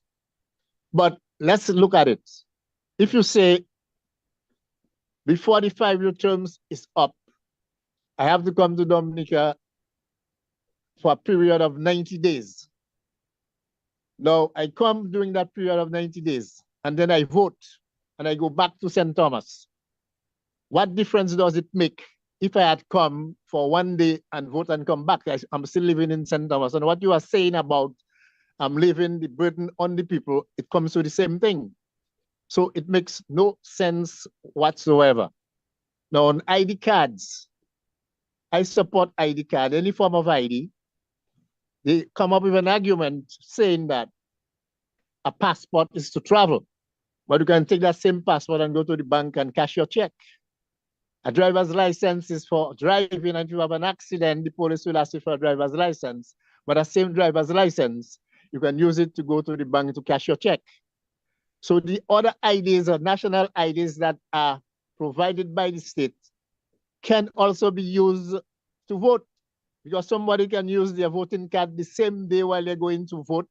And when they arrive at the polling station, they do not have the ID card. So what are they going to do? They're going to tell them, well, you cannot vote? No, well, do you have a driver's license? You have something else that can identify you as Paul Alexander? Then we say, yes, here it is. And then you can vote. So voting is not something like you have to try to prevent people from voting or put all kind of obstacles in their way to frustrate them. And then they say, oh, I'm not going to vote. When we talk about free and fair election, if an election is about to happen and you block roads and you set fire and you threaten to cut off people's necks, you are preventing people from going and vote, so that the election cannot be fair. And the people who have been doing that have gone scot-free without even being arrested, even being tried in court. So the same people who are making all the fuss about free and fair elections, they are the ones who want elections not to be free and fair, because by their conduct, by what they are doing, we can see they are against the voting process. And when they speak about dictator, if they are ever given a chance to form the government again, that's when we will see dictatorship in Dominica. So on the question of campaign finance, a lot of people has already given the views on that, and to me the general consensus is every political party raise your money. It's not the other party's business how much money you can raise, how much money you raise. You raise what you can raise. You want to win, you do what is needed to be done to win. So I'm hoping that at the end of all these consultations, the general consensus will be what the people want. Some people say, the people say this, the people want this, the people are standing for this. But when you ask them who are the people, you saw them in the demonstration that was held last week or week before. These are the people who they are talking about, who want this, who say this, who are standing for this. But the majority of the people in Dominica who are for progress, peace, and prosperity, they want electoral modernization. And what they want is what's happening in the world. Over 115 countries have made it easier for their citizens living abroad to exercise their right to vote in their country. They have removed all kind of terms and limits. Santo Domingo, 14% of its population live overseas. And they do not even have to return to Santo Domingo to vote. They can vote wherever they are living outside of Santo Domingo, and their votes are sent to Santo Domingo to be counted. In Dominica, whether we get ticket from our party to come down to vote, whether we pay our own way, we are not going to allow our names being removed on the list because we do not live in Dominica, because many of us contribute more to Dominica than Dominicans who are residing in Dominica. Because when we send money, we send barrels, we send what we send is to alleviate the pain and pressure and any burden that our people are feeling in Dominica. After natural disasters such as Erica and Maria, you saw the contributions of Dominicans who live overseas. And the World Bank had a report stating after Erica, Maria, and COVID, during the time period just after these disasters and the pandemic, Dominicans living overseas contributed $560,000 as remittances to Dominica, over $500 million EC dollars. So which means the Dominican diaspora is so important, so connected to Dominica, that they will bend over backwards and do all what they can do to help their people back home. They also have to support a family abroad where they live and work extra hard to have extra money to send for their relatives and friends in Dominica. So the observers have heard a lot, and they know the sentiment of the Dominican people when it comes to electoral modernization and what they're standing for. We are standing for progress. We are standing for modernization. We are not trying to reinvent the wheel. We are moving forward. We are going to show ourselves and take our rightful place in the international community with the rest of the world that's given the citizens a free ride, a privilege, the rights to come down to their country and vote and enjoy themselves as Dominicans wherever they live, whether in Timbuktu, whether in space, wherever. So ladies and gentlemen, thank you very much for allowing me to contribute to this historical forum tonight. Thank you very much. Thank you very much, Mr. Alexander, for your contribution. And I believe we have Mr. Ambassador Martin Charles on. I'm not sure if he qualifies as a member of the diaspora now, but welcome, Ambassador Charles. Thank you very much. And it's indeed an honor and privilege for me to make my contribution this evening. Actually, I've been following all of the consultations except for the one of last night. But I would like to just, first of all, extend my congratulations to the Honorable Prime Minister and the Cabinet for having chosen a Kalinago woman to be our next president of Dominica. These consultations, as if I may reference when the IMF came during our austerity period, and also we had the World Bank doing an audit of Aid Bank, where recommendations were made, and all recommendations were not accepted wholesale. I view this electoral reform as a way of modernizing our electoral process. But in section 3 of that report, it makes mention of the equitable use of the government media during election campaign. The commission, it says, must monitor the equitable allocation of airtime. But my question is, who assumes the liability in case of one political party goes about slandering people or whatever the case is? Who would assume the liability if, for example, DBS Radio, the state-owned radio, legal action is taken against them? Because in the great United States, we see, for example, that when Donald Trump is having his rallies, that CNN do not broadcast his rallies live, in fear that he may say something that will cause them to be sued. And so this is something I think that we have to pay attention to as it relates to the use of the state-owned media. The opposition, I listened to the opposition, and they've also suggested that the private media houses, like, for example, Kyrie FM, should also afford them that opportunity to be able to come on the radio station to say whatever they want. But I do not believe that the government can legislate for private media houses to allow political parties to be able to come to do whatever they want to do using that medium. So I am not in favor of this.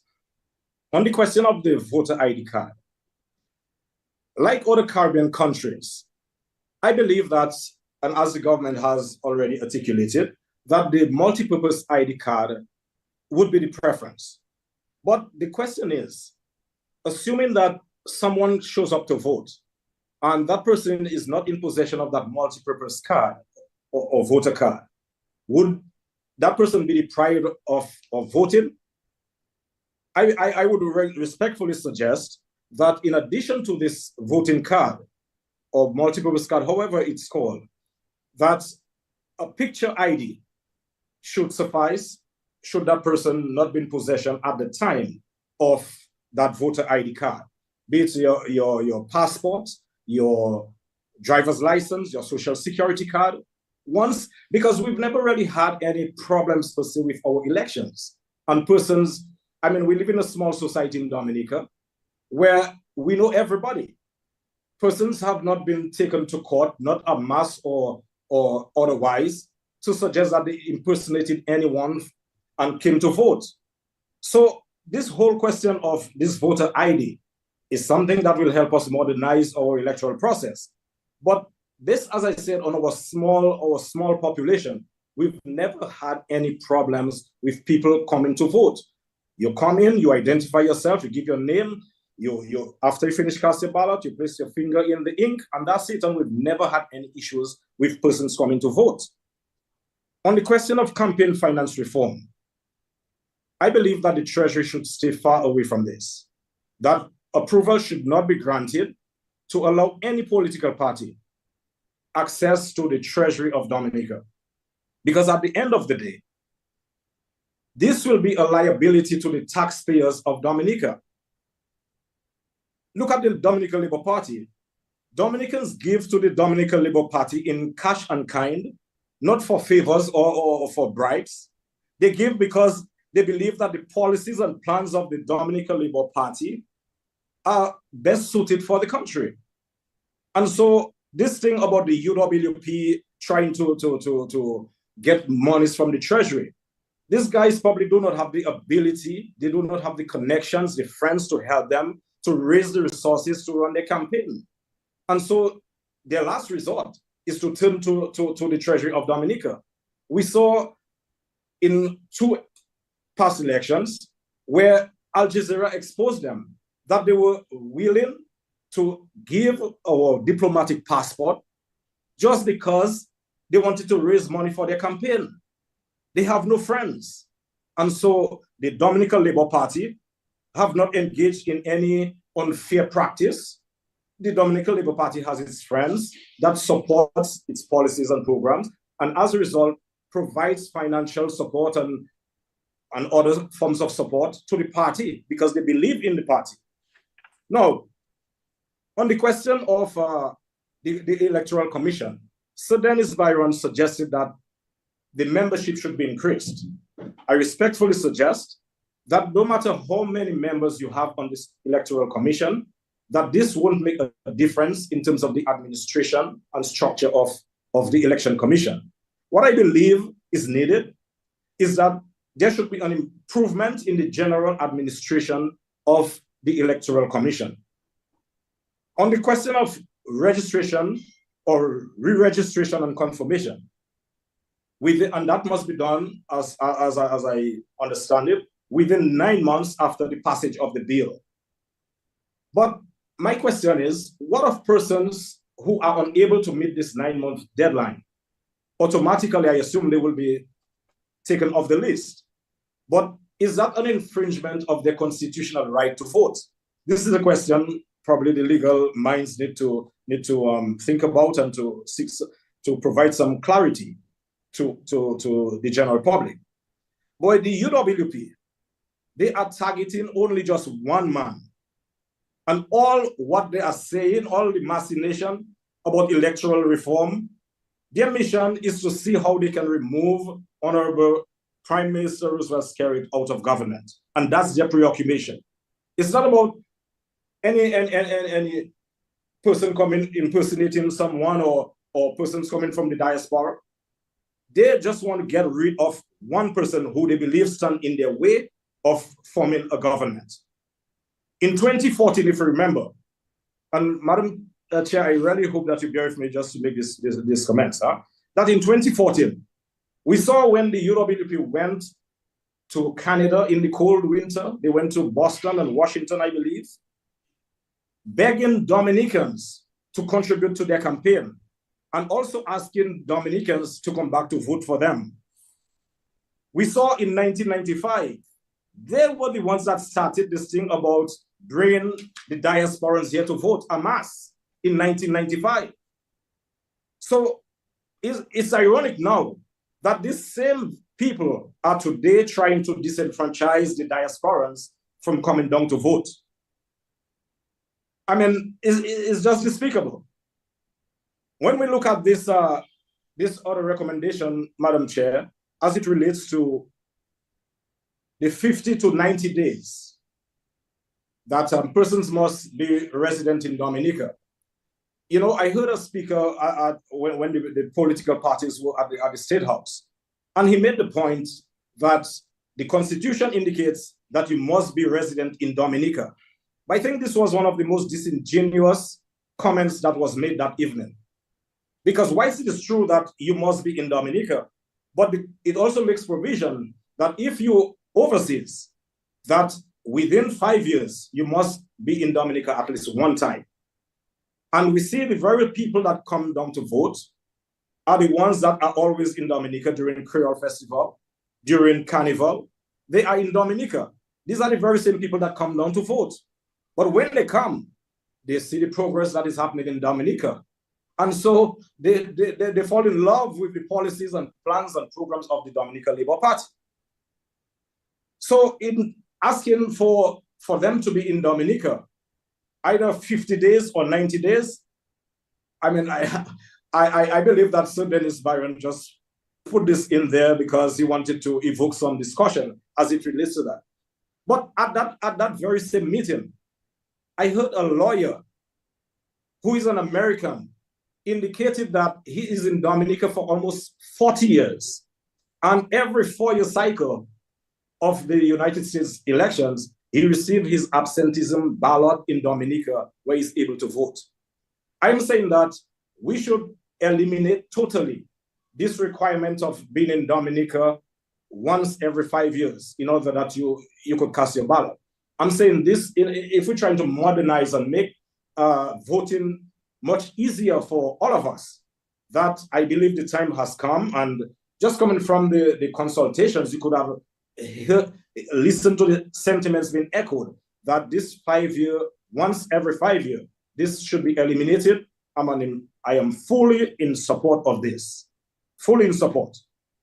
Because, as I said earlier, the UWP are not really interested in electoral reform.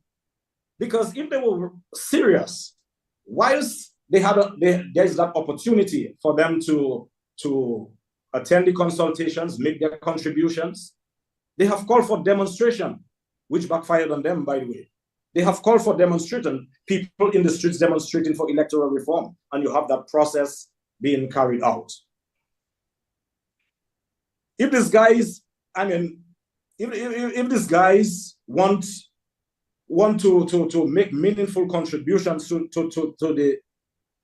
the consultations, I believe as a serious party, and they're not, that they would have come night after night and make those contributions in a very respectful way. But I have listened, as I said, to most of the consultations, except one last night. I mean, when you look at what is coming from the opposition, their thing is to prevent people from the diaspora to come down to vote. That is their preoccupation. Because they believe that it's the diasporan votes that is causing the Labour Party to win elections. That is their preoccupation. And number two is to get rid of Prime Minister Skerrit at any cost and all cost. So this is something I believe that the Dominican people have seen right through. On the question, and lastly, Madam Chair, the Dominican Labour Party in government represents the majority of Dominicans. So when these guys come and say that they represent the majority of Dominicans, or they represent Dominicans, they do not speak for the majority of Dominicans. We have heard the majority of Dominicans throughout these consultations. And the majority of Dominicans are fully in support of the measures that have been proposed by the Dominican Labour Party in moving electoral process forward.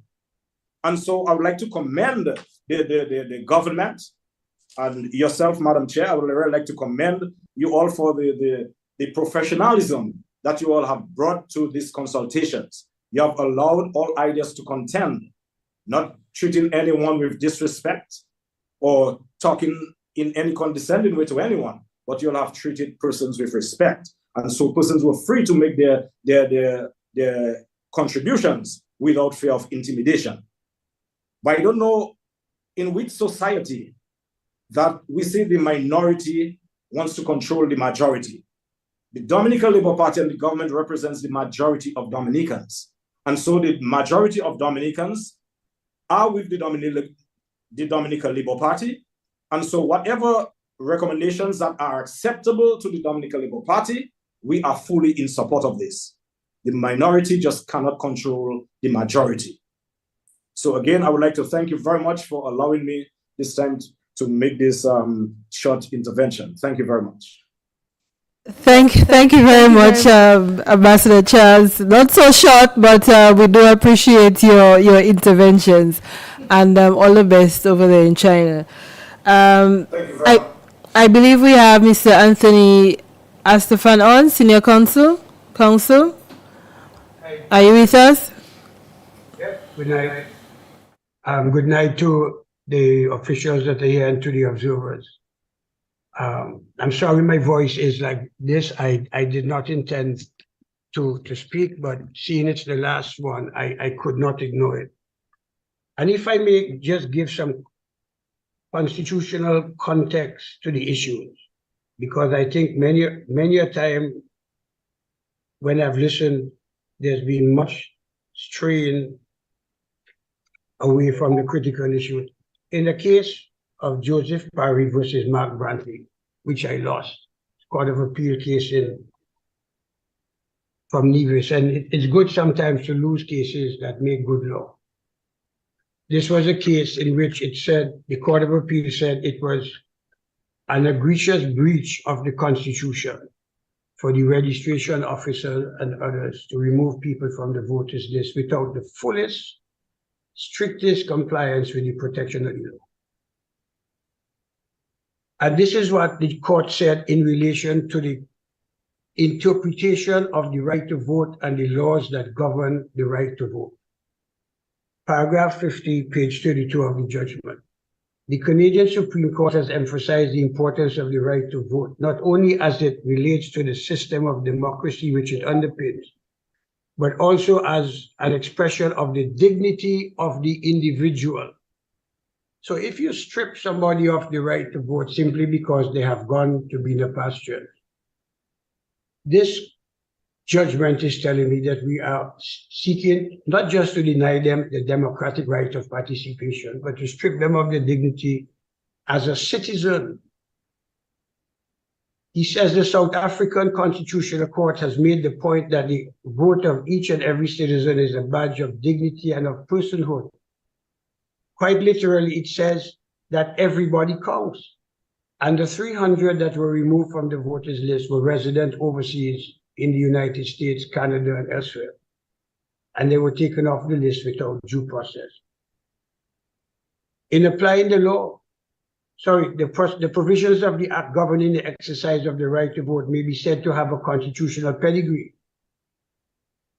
In applying the law, and I would suggest in interpreting the law and the regulations, preference must be given to the recognition of the right to vote, and the legislation must be construed in a manner which promotes enfranchisement and guards against disenfranchisement. The good lady and the good gentleman have heard so much argument aimed at targeting citizens who are living lawfully overseas and doing their best for themselves and for their country. And I'll get to the country part in a very short while. These concepts and principles apply to the states and territories of the Eastern Caribbean no less than they do in Canada and South Africa. Part of the discussion about the right to vote is this arbitrary limitation of the 5-year limit.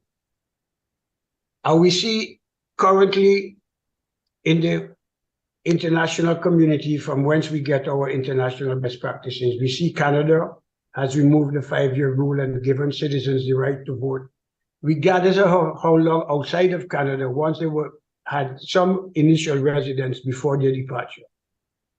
England repealed the 15-year rule to give citizens the right to vote wherever they may be in the universe, not in virtual constituencies, but in the physical universe. Australia as well. If my memory corrects me, and the justice from Kenya can correct me, Kenyans have the right to register. Kenyan citizens living out of Kenya have the right to be registered to vote. And there was a regulation in Kenya that required registration simply on the basis of a passport. And the matter went to the Supreme Court of Kenya. And the Kenyan Supreme Court issued an order that Kenyans who have alternative forms of identification issued by the Kenyan government should be allowed to be registered.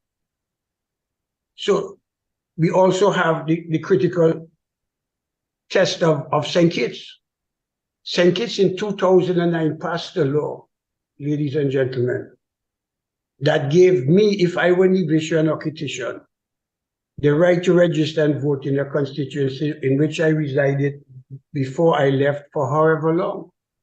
And they went one progressive step further than most, that if you were not born in St. Kitts and Nevis, but you were a citizen because of your parent, either one of your parents, you could register in the constituency in which your mother was resident before she died or migrated. Or if she was not a Kittitian citizen, to the constituency in which your father lived at one stage. And there was some disingenuous discussion that the Attorney General, who was the brother of Sir Dennis Byron, made a statement and laid a bill. The legislation, ladies and gentlemen, was never amended.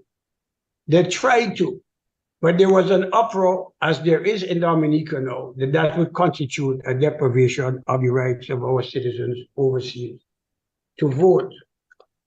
Now, I have to give a historical context, if I may. In 2005, persons who appeared before you and the current leader of the United Workers' Party made a compelling case for the right of diasporans to vote. They said it would be a matter of great disrespect to deny us, our citizens, our rightful birthrights,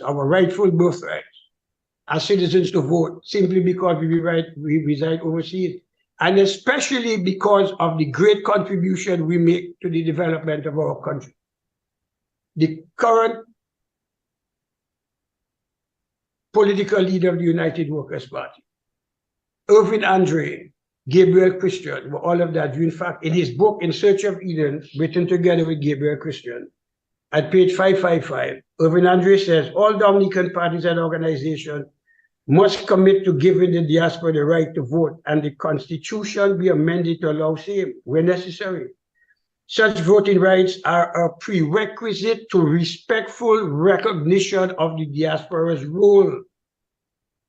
It would be an insult to seek the diaspora's economic support while denying the overseas community's rightful place and rightful role, that of equal partner in nation building. Gabriel Christian used even better language, but I won't read it. I hope the observers get a chance to read it, but I will say this. He said, United States citizens, in an article published on May 10, 2015, clarification of the diaspora and voting situation. US citizens are allowed to send in absentee ballots from wherever they may be. No one pillarizes that right. Are United States citizens in superior in civic virtue to born Dominicans? Who would deny an overseas Dominican the right to vote? Yet the Chinese who are selling passports, well, that's really not really relevant. He says, most of us have fought all our lives to develop our country. Our dutiful effort ensures that our departure does not mean an end to our birthright and our responsibility to build Dominica. Therefore, I find it an insult worthy of rebuke to somehow castigate those who went home to vote as an unworthy of their birthright of paid mercenaries. Our contributions benefit all Dominicans. and the medicines and books and infusions of cash into the local economy are not coded in party colors. Our assistance is welcome, yet we must not be allowed a seat at the table of political dispensation. And he says, to speed it up a bit, our resources have staved out, whichever one. You know what I mean? The collapse of our country many a time. And in fact, I'll get to the next story about whether the diasporan vote is in fact a factor. Let me deal with that now, if I may, before I go on to the essence of my support for the rights of diasporans to vote without limit as to time or residence, because that's not the law. In 2005, there was a huge outcry. Scared, bring them people here to vote and win the election. Thompson Fountain, now political leader of the United Workers' Party, wrote an article and called "Why the Diasporan Vote Should Not Be Blamed for the United Workers' Party Defeat," May 10th, 2015. And he has the heading there, Diaspora Factor. There's clearly a lot of misreporting going on concerning the impact and numbers of the overseas vote. In the 2000 elections, where everybody acknowledges this was not the issue, 35,650 people voted. In 2005, there were 2,500 new registrants, pushing the possible total to 38,150. During the elections, 37,401 people voted, yet about the same level voted in the 1995 election, which was won by the United Workers' Party, my insert, before the word diaspora was invented, his excerpt. When you consider that a number of persons who voted in this year did not vote in the last election, it is clear that no more than 300 or 500 persons could have come from overseas. Further, in the light of the election, the same schedule of flights from Puerto Rico, etc., had not been increased. Perhaps the biggest contradiction to the notion of overseas voting, tilting the vote in, is already alluded to concerning the loss of support for even the United Workers' Party winners. No amount of the influx of overseas labor votes can explain why the dramatic turnout for one's invincible candidates. The truth of the matter is these elections saw the defeat of the United Workers' Party, not by the diaspora Dominica, but rather by the people of Dominica living in Dominica, and can be neatly summed up as, inverted commas, the Skerritt factor. In 2019, they said they even pleaded in their case that 8,000 Dominicans came to vote. There were dozens and hundreds of planes, jet skis, boats, yachts, helicopters all over the place. An economist did a study, said it would have taken several weeks for planes fully loaded to land every single day to carry in the 8,000 voters that claimed were flown in by the Dominica Labour Party to vote. The chairman of the Port Authority that's in charge of all of the ports said that there was a marginal increase, 400, maybe say 800, in arrivals for the same period of time, 2019, as occurred in 2018. But the increase could have taken into account persons coming in to vote, the observers. There were 3-4 teams of observers. The international and regional media was there and so on. So there's been a great exaggeration about the influence of the diasporan vote, and I'm quite sure, I haven't listened to every second of the consultation, no objective data of prejudicial effect on the voting has been presented during the consultations. But the more important question, as far as I'm concerned, if it was disrespectful to deny the citizens overseas the right to vote because of their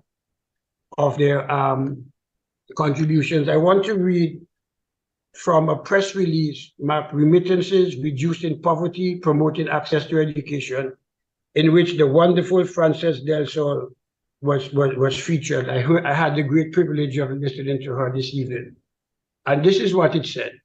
I'm not going to be much longer, but it's critical in this last consultation. I settled some of the outstanding matters that have been just way off. She says, in 2004, I headed the Commonwealth of Dominica Ontario Association, the largest Dominican organization in Canada, said Del Sol. Through the efforts and under my leadership, we were able to support farmers after Hurricane Dean, Princess Margaret Hospital through several fundraising galas, and to support Dominica after Tropical Storm Erica and Maria.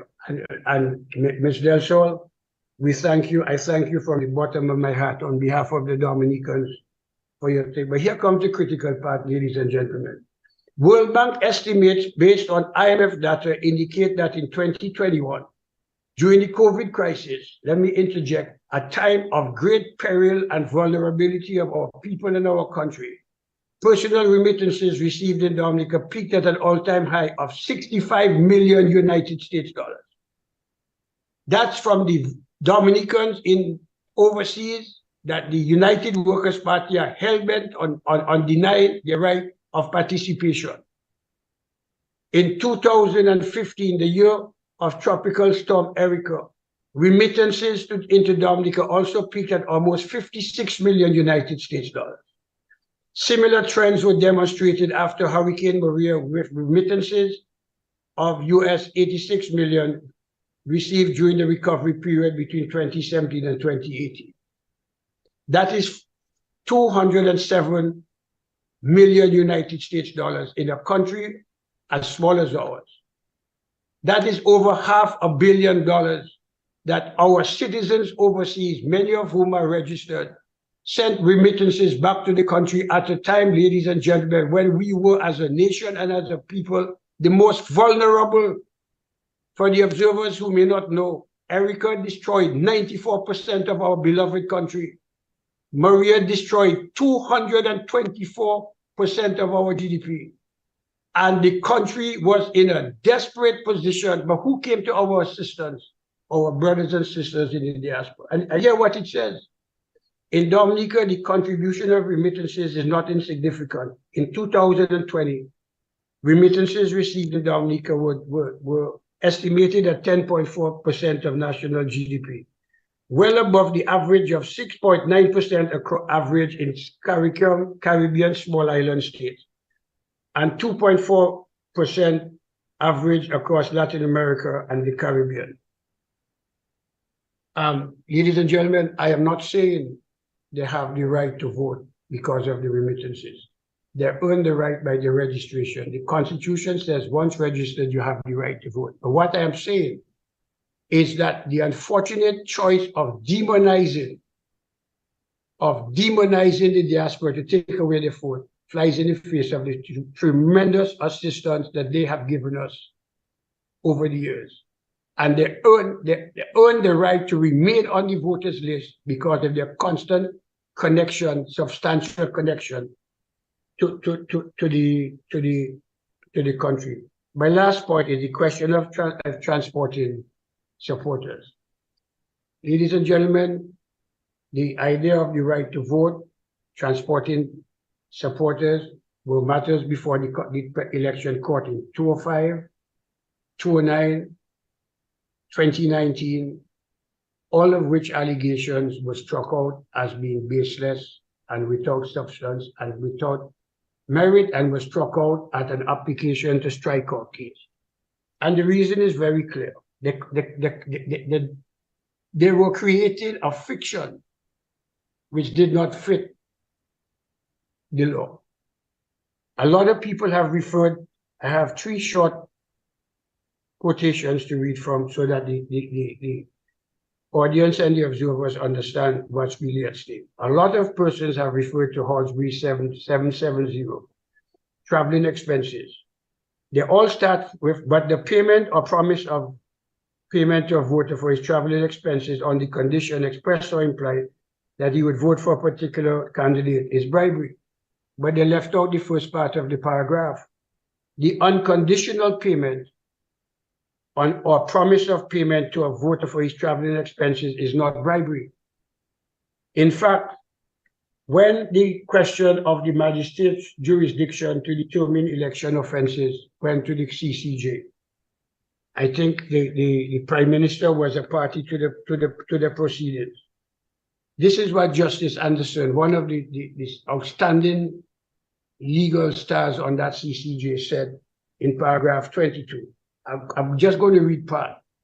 Treating was therefore known as a corrupt electoral practice for over 80 years before its inclusion as a summary offense in the Elections Act. The very definition of treating, and you can put bribery in brackets, in the Act specifically emphasizes the requirement for a corrupt purpose.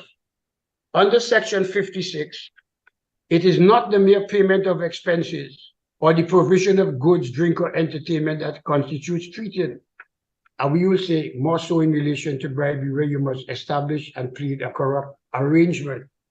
There must be a corrupt intent to influence the person receiving these favors to exercise his or her franchise in a particular way.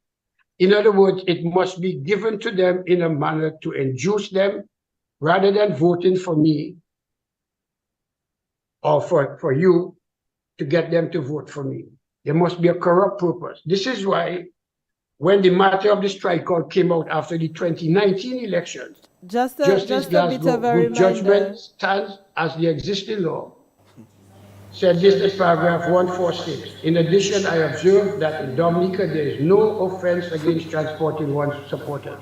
Senior Counsel, so we have spent a little reminder that about the transportation of we should try to wrap up. In the Commonwealth of Dominica, and they tested in 2005, 2019. And the threshold for a viable pleaded case of treating a bribery has not crossed the threshold to be allowed into the arena for the court to determine. Ladies and gentlemen, I just thought I had an obligation to bring these matters to your attention. There's a lot more that I could say, but time is of the essence, and this is the last consultation that we had. So I hope that I've been of some assistance to you. Okay. Thank you very much. And CAPSEC and AG, thank you for doing a great job. So to the CAPSEC. All the best. Thank you very much. Thank you very much, Senior Counsel, for your contribution. We have a few more speakers lined up. I believe we have Mr. Justin Victor, who is waiting to speak. Jerome Victor is on, and then we have Lloydie, and then Shirley Samuel. Go ahead, Mr. Victor. Yes, good evening. I hope you can hear me. Yeah, hello. We can hear you very well. Go ahead. Okay, thank you so much for giving me the opportunity. I've been following the consultation night after night after night after night. And I'm a Dominican from the village of Recaz. And I left Dominica just a few years ago. I worked and lived in Dominica all my life until I was 50 years old. I got registered when I was 18 years old while I was in college. And I have been voting each and every election except the last one that we had just last year. Now, I see the trend that's going on. When Mr. Edison James was in power, he went all over and he asked that Dominicans from all over the world, all over the globe, to come to Dominica to vote for him. I just wonder if at that time he knew that these Dominicans who live overseas was not entitled to vote.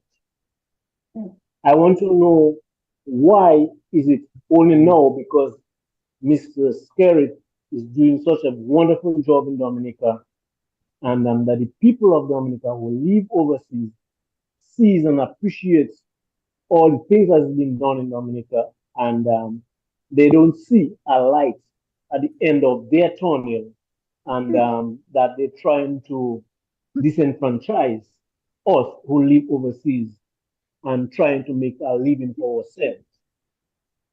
A lot of them don't understand that most of us who live overseas, we live elsewhere, our heart and our soul and everything that we have within us is back in Dominica. And I don't understand why, again, it's only the Dominican Labour Party that has a leader that lives, works, and advocates for the people who live in Dominica. I want to know why their leader is in South Sudan working and the other one is somewhere in the United States working. And I want to know why. They are the only ones which will be allowed to come back to Dominica and vote. And the supporters of the Dominican Labour Party are not allowed to come back to vote. I want to know why. Now, I have some things that I wrote down, but I was listening to most of the speakers who spoke before me, and they have touched on most of the things.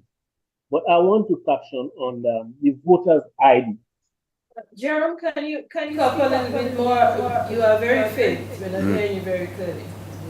I'm very faint. Okay, I may have to turn off this headphone. Let me try to turn off this headphone and see if it will go off. You can go ahead, but just speak up a bit more. Oh, okay. More into the mic. No, I want to touch on the voters' ID. Just to vote every 5 years, you want to have a voters' ID card. And we all know that people lose things all the time. You vote in 2025, and then you're gonna wait for 2030 to vote, and you put that card somewhere. Within that 5 years, you're not using that card to do anything, just to vote. In 2030, you may never know where that card is. Now you want to replace that card. Who's gonna pay for it? The government has to spend how much money to make a card just to vote for one time? So my recommendation would be that we have a national ID card, just like they have in Santo Domingo. Santo Domingo has something they call the cellular, and that cellular has a number on it.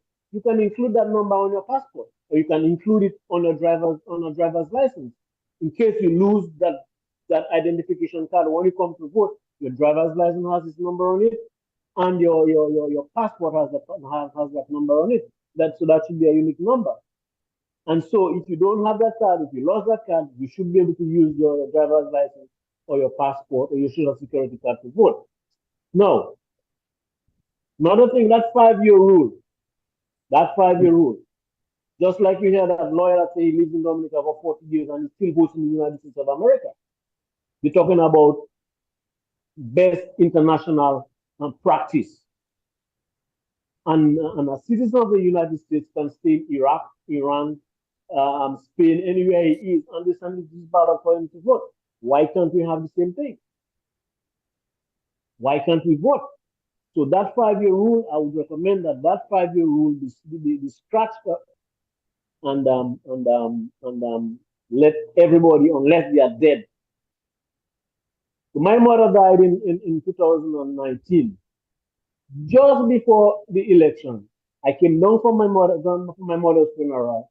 A few months later, my mother died. When I went to vote, I looked for her name on the list and it wasn't there, which means to say the system is working. I saw, on the other hand, my aunt who died probably more than 15 years ago, and I saw her name on the list.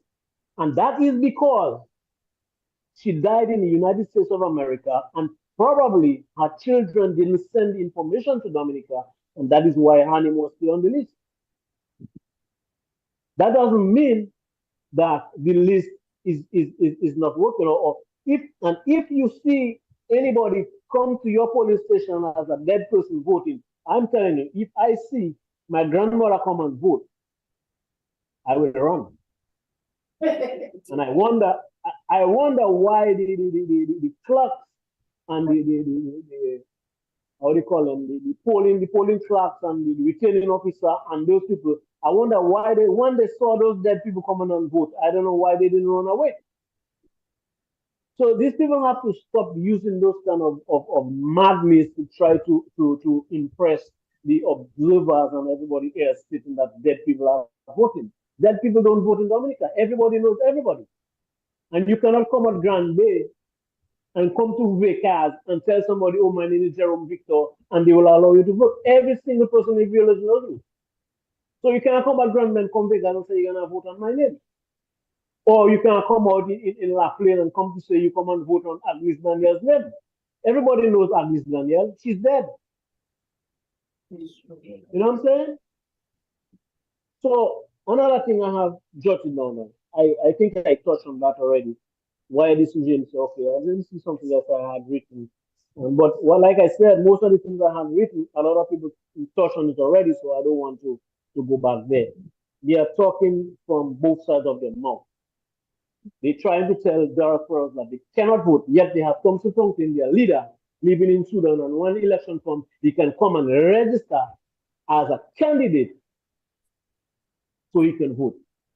2 elections back, they had this lady, that Anthony Victor lady that lives in Antigua. She's a lawyer in Antigua. She came down and registered as a candidate, and she lives in Antigua for how long?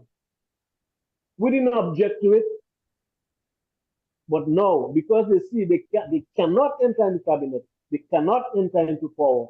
They want to see how they can look for some kind of all kind of cocoa macaque for them to try to see how they can disenfranchise us and how they can get Roosevelt Skerrit out of office. But I will tell them Roosevelt Skerrit is the best, and he will remain the best leader. Even if somebody comes after him, I don't see another leader that can cut Mr. Roosevelt Skerrit. You know what I'm saying? And one election call, he doesn't have to send no ticket for me. One election come next time, I will come down and I want to see who tries to stop me to vote. Okay, people, I know the time is short, and I thank you for allowing me to express my opinion tonight. And I hope the observers and everybody that is involved will make the necessary changes to make sure and to ensure that all of us who live overseas, especially those of us who live overseas, and have our houses. Like right now, I have a loan to pay in Dominica. My house is in Portsmouth. I have to send. Sometimes I send most of my money that I make here. I send it back home to pay for my loan. You tell me when I come back to Dominica that I have no right to come back to Dominica, even if I am a U.S. citizen or whatever, I have a green card or whatever. You want to come and tell me when I come down to Dominica, I have my property in Dominica, I have my family in Dominica, my father, my brother, my sister, my nephews, my everybody. I maintain whatever I maintain in Dominica. And one time for election to come, you can tell me I can't come down to vote. This is pure madness. And these people they have to fix up themselves and give people the real reason why they don't want us to come. And the real reason why they don't want us to come is because they know that they cannot cut Mr. Skerrit. No matter what they do, they will not be able to cut it.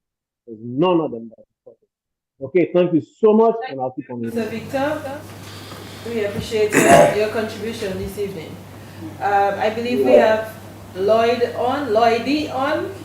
I'm assuming it is Lloyd. Yes, good evening. Are you hearing me? Yes, I'm hearing you. I think we've been taken over by Benz this evening. Go ahead. Good evening, Capset. Good evening to the AG. Good evening to the observers. I must say, and to all the people or the diasporans, Dominicans around the world, much have been said. I've been listening and following the consultation, and I want to thank the government of Dominica under the esteemed leadership of Prime Minister Roosevelt Skerrit for doing this. Because one would imagine if that wasn't done and, you know, the government took this to Parliament and voted on it, whatever laws or adjustments that would be made to the voting electoral system, you would imagine the cry and the screaming that would be resounding in all corners of Roseau and Dominica. But again, the Labour Party, the leader of government, the cabinet, understands the importance of letting every Dominican have a say. That is why we are here, observers. That is why we're here, because all of us, no matter where we are, where we reside, we have a common and solid interest in the country called the Commonwealth of Dominica. And nobody knows it better than the Prime Minister. That's why he allowed this consultation. But what is the intent of all of this? Oh, why are we doing this? It's because we need to be inclusive. We need to be involved. And there we have a group of people that have decided that the diaspora, those of us who live overseas, should not be part of this. And it is not because of lack of remittances or contributions. It is not because of lack of we are not citizens, because we all are citizens of Dominica. It is not because of lack of violating the Constitution, because most of us that vote in Dominica goes to Dominica at least once a year, once every 5 years, as prescribed by the Constitution. So it begs the question, what is it? What is it that you're so upset about? What is it that you want to change? What is it that you want to prevent the diasporans so much from coming home?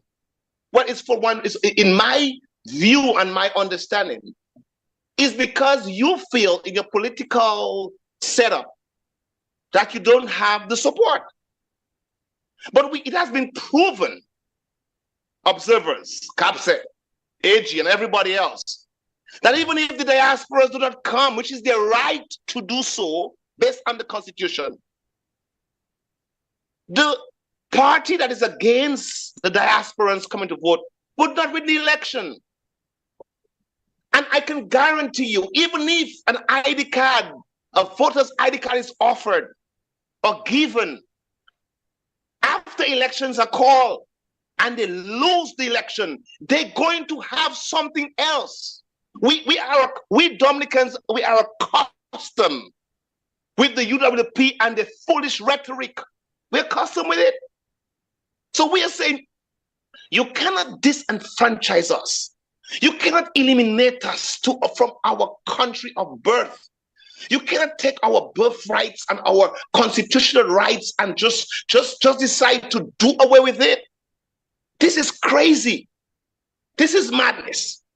On the issue of campaign finances, and it was elaborated on, I always call the other side, and I always said that it's hostile hypocrisy, because we know they have raised money for the campaigns.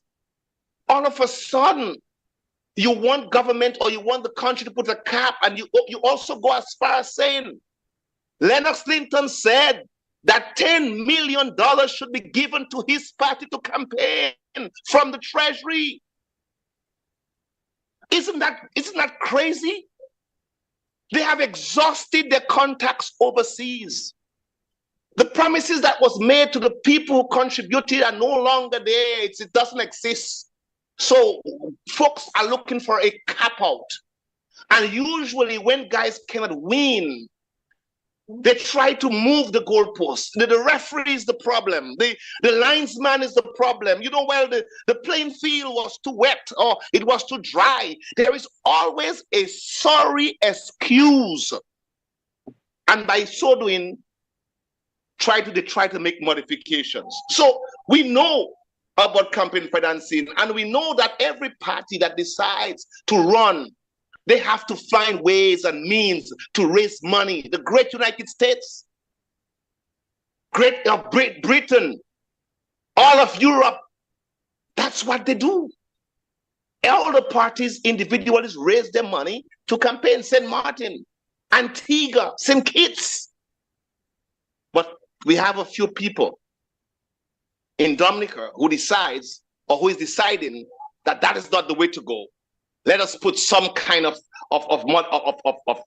stuff to it that, it will cap it out. I don't believe that should happen at all. As far as the ID card is concerned, I agree with those that are on the side of having a national ID card. My dear friends, one caller said a while ago, and he's right.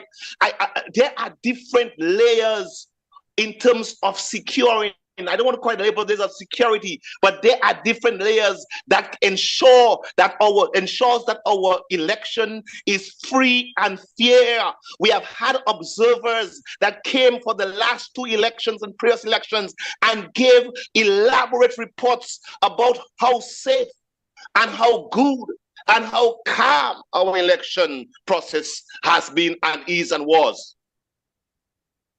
My dear friend, they are polling the people that represent every party, as it represented every party at the polling station.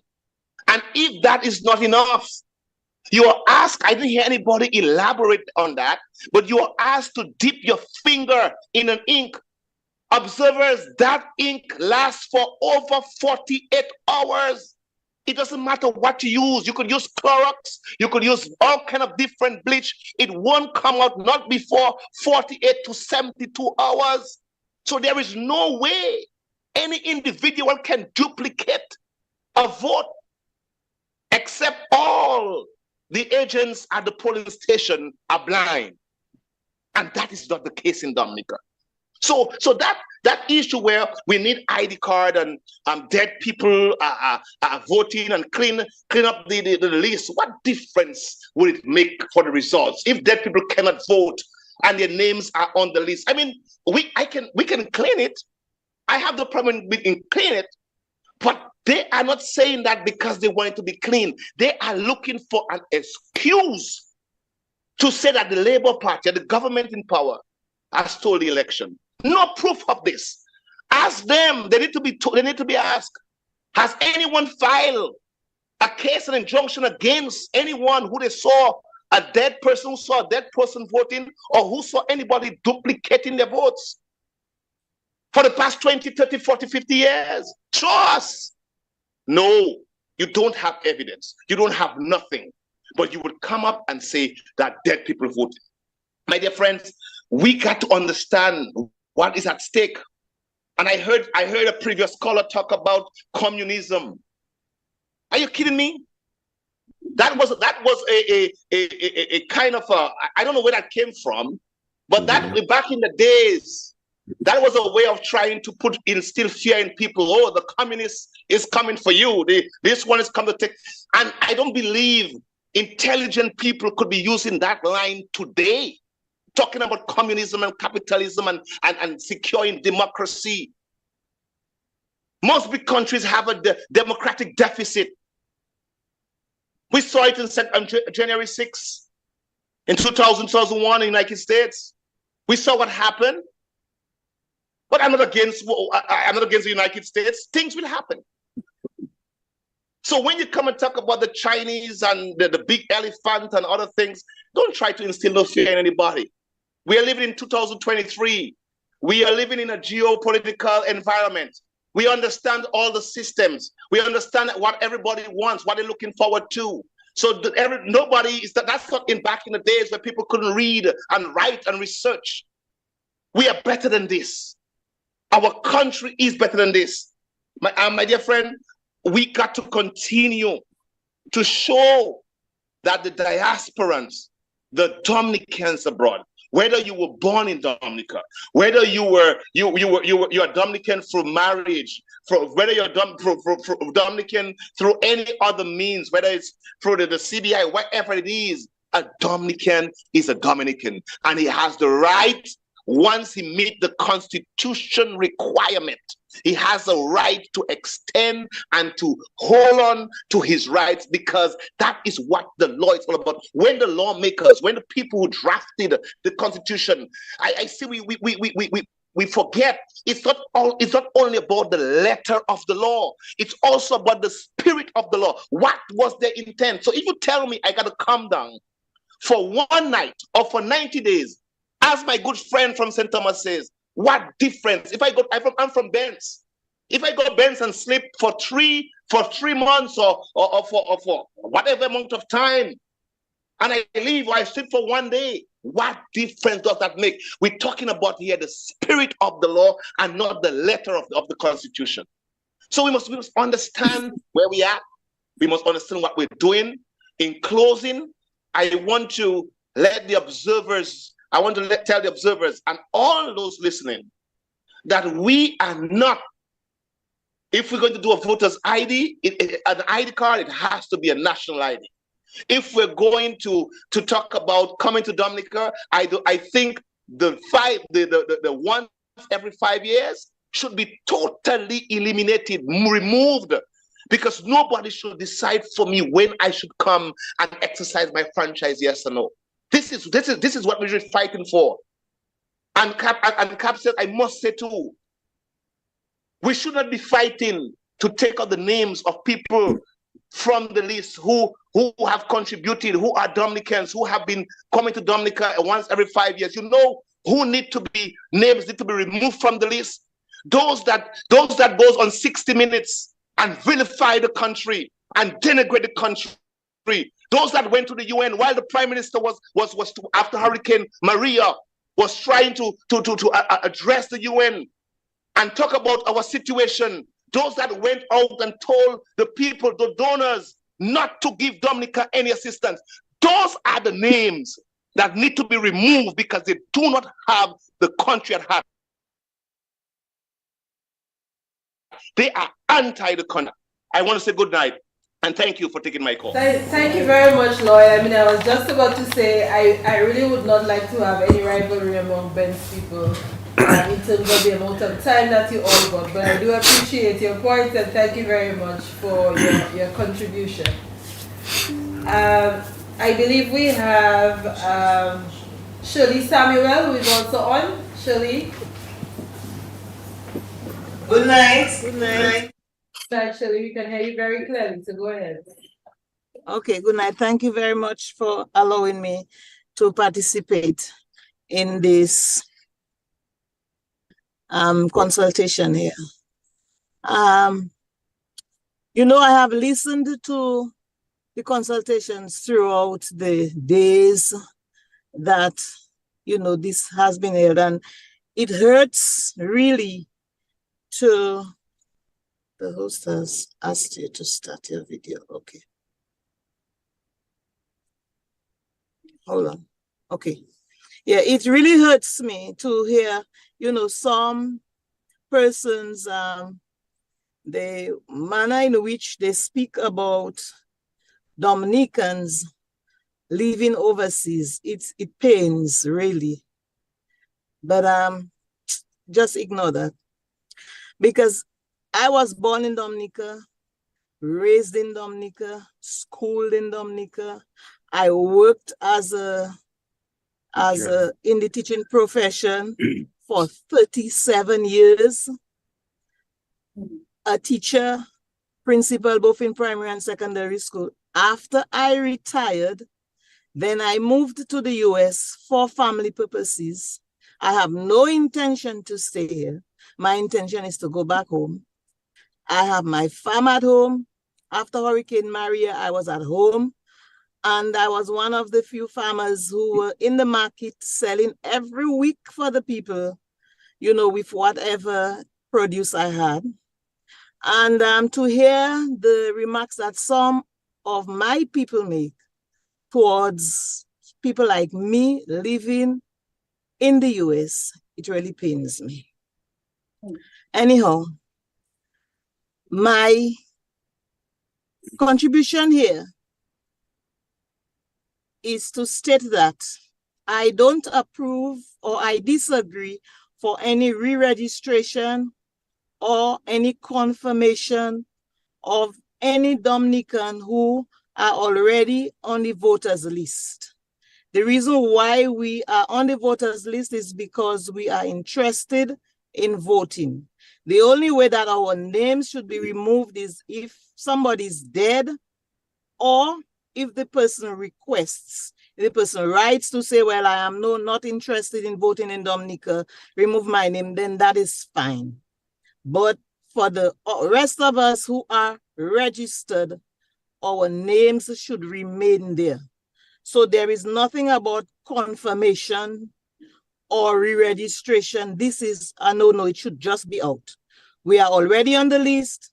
Let us remain on the list. And when it is election time, we come down as we please to come down to vote, because we come down any other time in any case. So there should be no time limit given. That 5 year, one time 5 years should be removed. And no 90 days, no 50 days, nothing at all. We are Dominicans and our name should remain on the list. No time limit at all.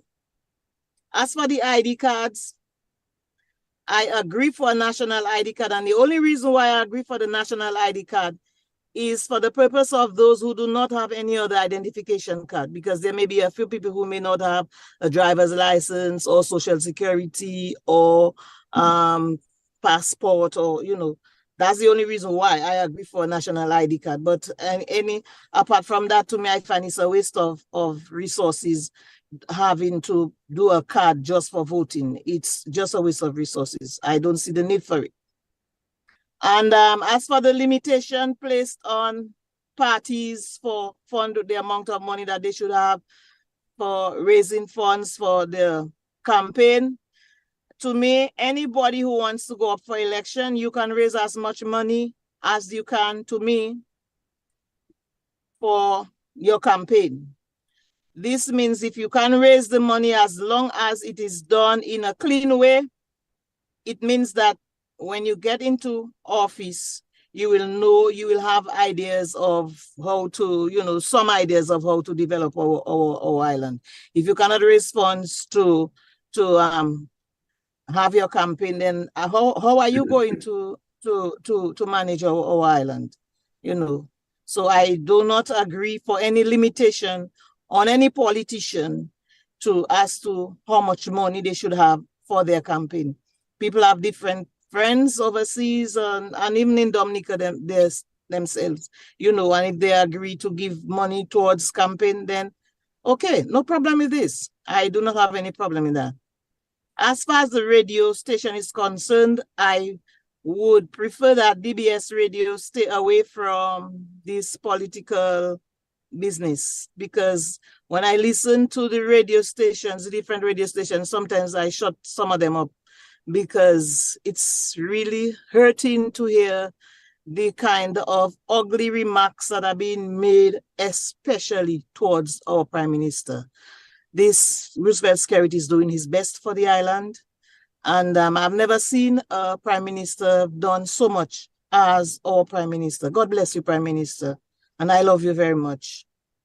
And so I think DBS radio should be neutral, and whichever radio station chooses to broadcast whatever they want to say, then let it be.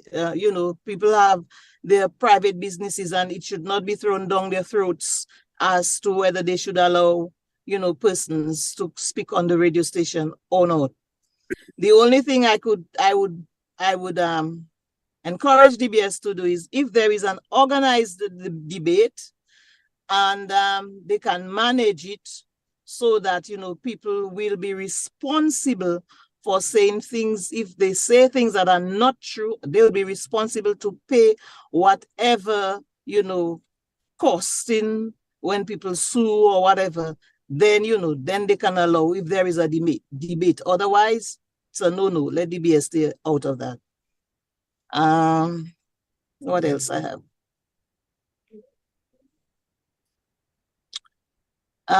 I think that's about it. So all political parties should raise their own funds. Leave our treasury out of this completely. Okay, so the only time to remove somebody's name on the registration list is if the person is dead or if the person requests for it. Otherwise, let everybody's names, everyone who have been registered, let them remain on the list. There is no need for cleansing. Cleansing what? If the person is dead, then obviously the name should be removed. And I know the process is being done in Dominica, where when my mom died, when I went to check on her, her name was not there without I saying anything to the electoral office. So I know it is being done. in the US. I do not know how, we get to know in Dominica. But what I'm saying is people who are interested, the Dominicans who are interested, when their families die in the US, they should inform the electoral office. Let them know that, okay, my dad or whoever is dead, and, through, a certified copy of a death certificate, not just saying somebody's dead, there has to be evidence so that their names can be removed. And then that'll be okay. As far as I'm concerned, to me, it's a waste of money, a waste of government funds having to do all those confirmation and re-registration.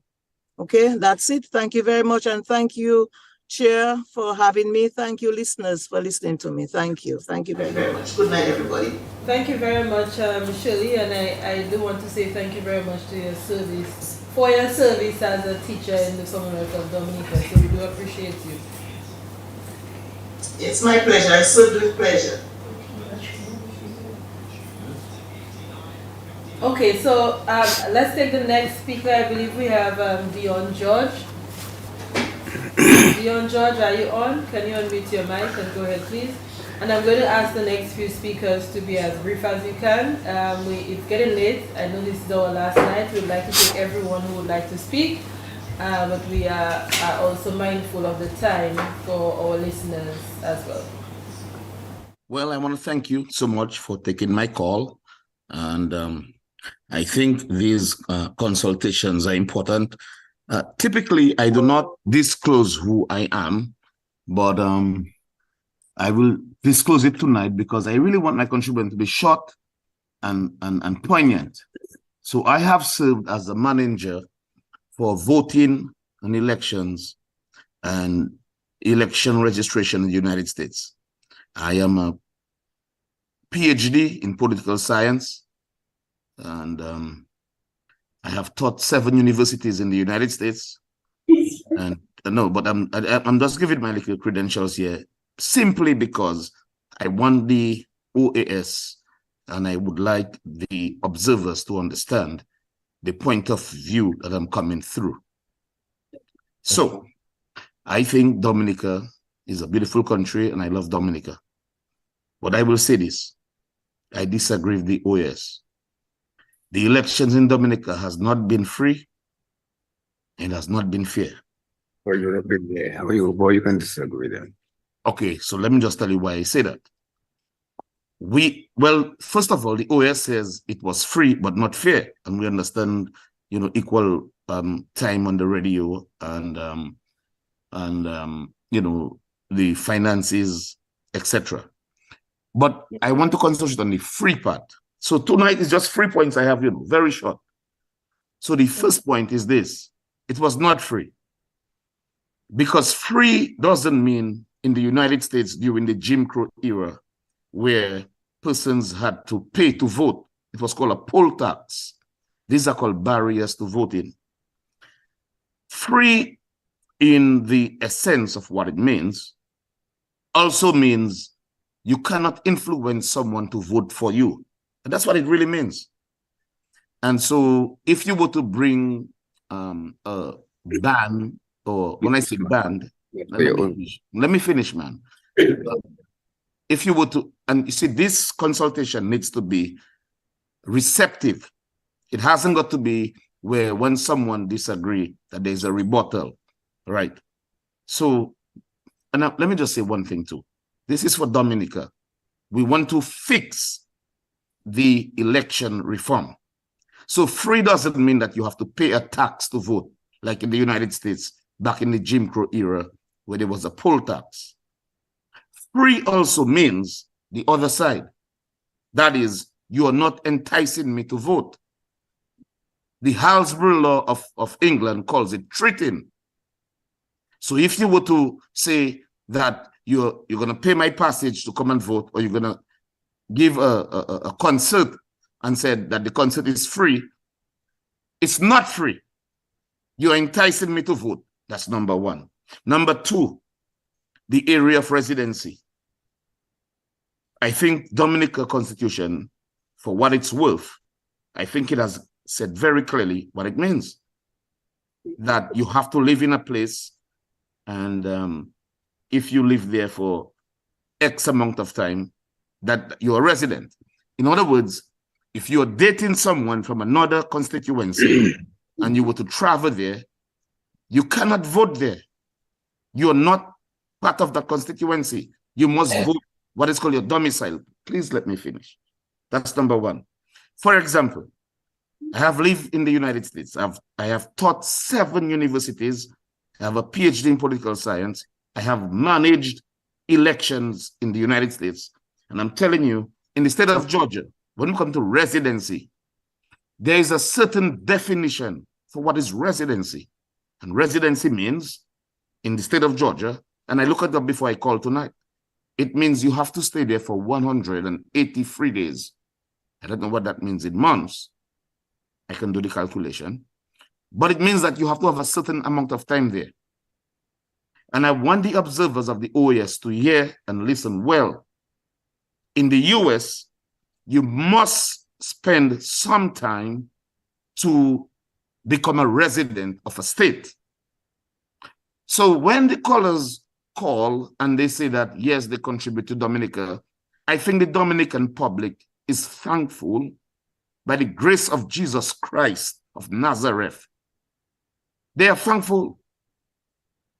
But not because you haven't got to be reproachful. You haven't got to say, okay, because I do that in Dominica, I have a right to vote. No, there are laws. That's why America is not just a free will constitutional republic. So there are laws. And so I'm saying, and my recommendation, I'm not just saying negative things, you know. I want to be positive because this is for Dominica. This is not about UWP or Labour or freedom. This is about the electoral laws of Dominica. So in Georgia, it says you have to have 183 days. I'm saying in this process, we should give a definition for what residency means. And in my fair opinion, I've been in the United States for 32 years. I do not believe if I can come down Dominica for 2 days and vote, that's fair to the people of Dominica. Even if I own a house in the village of Salisbury, even if I can buy a house in the village of Meru, I am saying that if I live in the comfort of Atlanta, if air conditioned, that if I come for 2 days in Dominica, that I should not be able to vote and go back and leave the people in Dominica under government. My only point is solely humble, that let the people of Dominica choose their own government. That's my second point. My third point, which is the last one, I won't stay long, but I want the observers to hear me very clear. The idea of voters voting from overseas.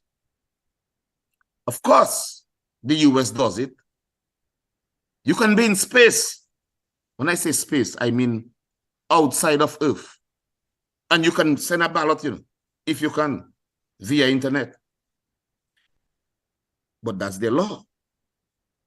My thing is, I don't want to refer to anybody personally, but the Attorney General is saying that people can pay persons to come and vote or buy a ticket for them. That's not true.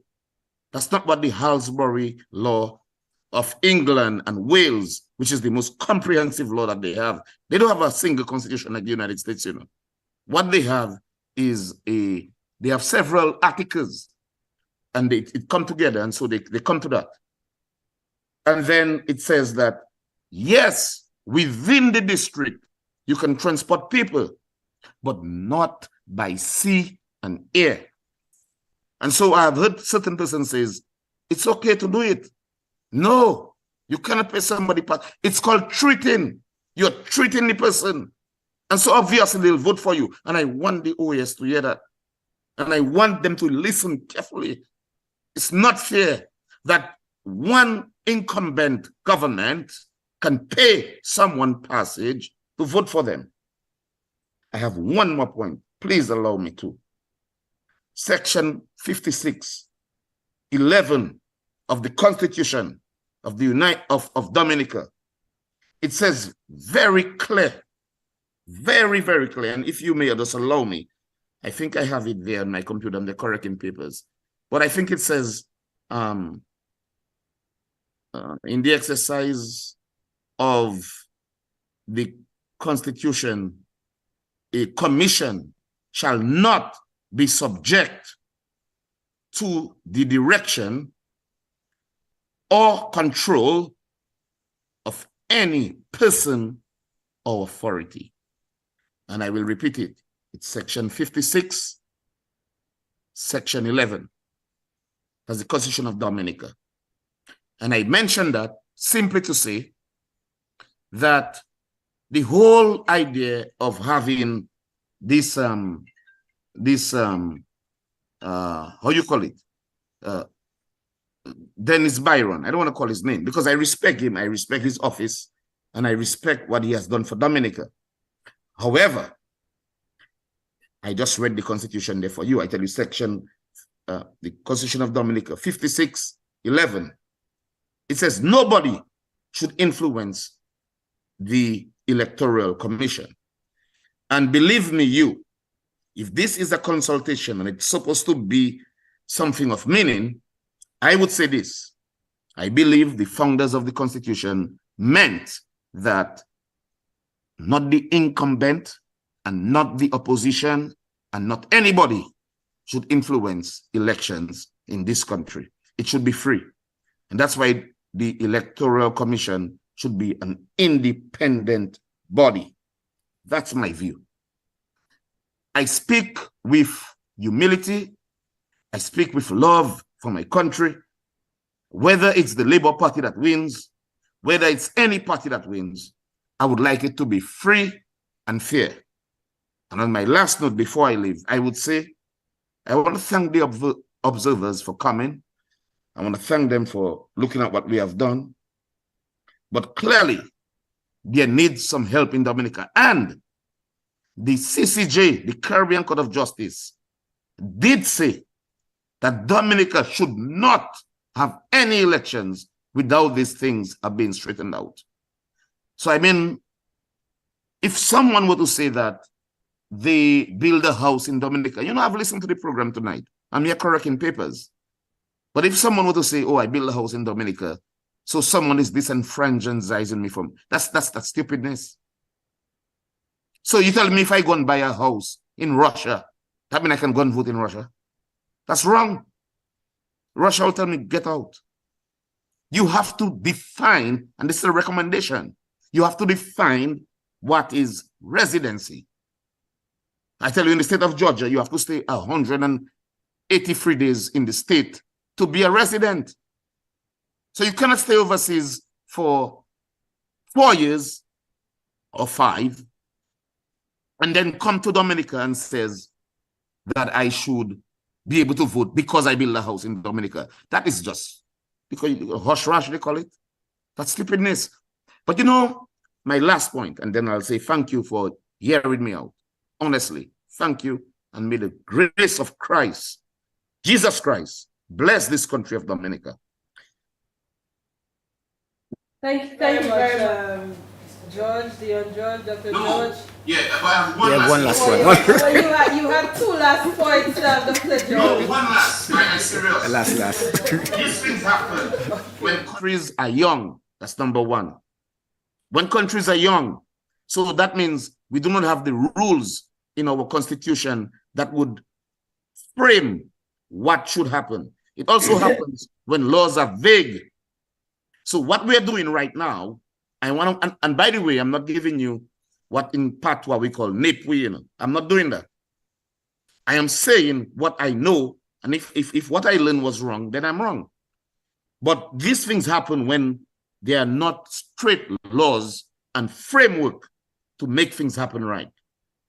What we need, and what we're doing now, is a very interesting exercise, and it should be taken in the right manner.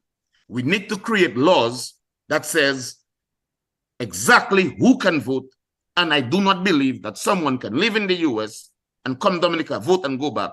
I think that's wrong. That's just my opinion, and perhaps the observers can hear me and make a judgment. And what I would like to leave tonight with the observers is that voting to be free and fair is not just paying a poll tax.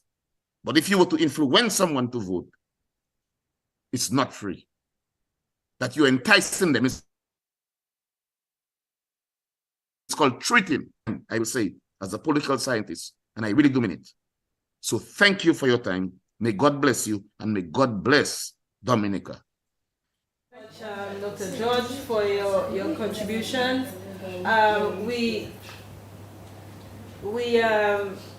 We are coming down to the end. I think we probably have only about two more speakers. I believe Mr. Darius Liquens is on.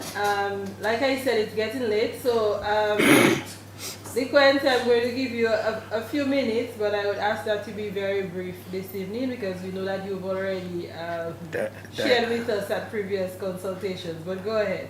Diaspora in Dominica. Diaspora in Dominica. Go ahead, Dr. Liquens. Dr. Liquens, your mic is. Hello. Go tell us about the Can you hear me? Can you hear me? Yes, we can. We can hear you, Dr. Liquens. Yes. There are a couple of things I didn't hear. I don't think there's something we shouldn't argue about because people have different views.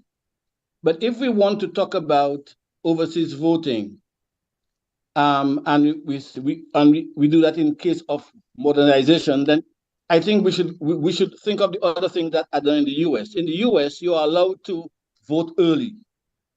Voting is not restricted to one day. There are thousands of Dominicans who do not vote every election. Some of them probably because they don't want to come and stand in line for hours. So if we're talking about expanding the voting privilege, then maybe we can think about allowing early voting in Dominica so that people can come in the evening and within half an hour be done.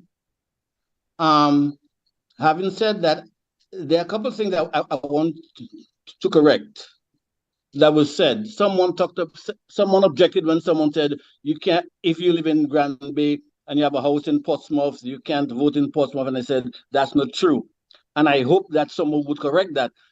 The fact that some people do it doesn't mean it is allowed. The law doesn't allow for it. In fact, under our laws, we are allowed to transfer or required to transfer our registration if we move to another jurisdiction. So that means the law does not allow you to register in Portsmouth, go and live in Grand Bay, and come back and vote in Portsmouth, because you should transfer your registration to Grand Bay. Now, on that point, the Attorney General said either last night or night before, probably last night, that we have been operating under the same laws since 1978. That is true, but in fact, the laws go back to 1951. And in terms of, because the House of Assembly Elections Act was enacted in 1951. And what it did was, it made sure that the voting process was easily available to everyone.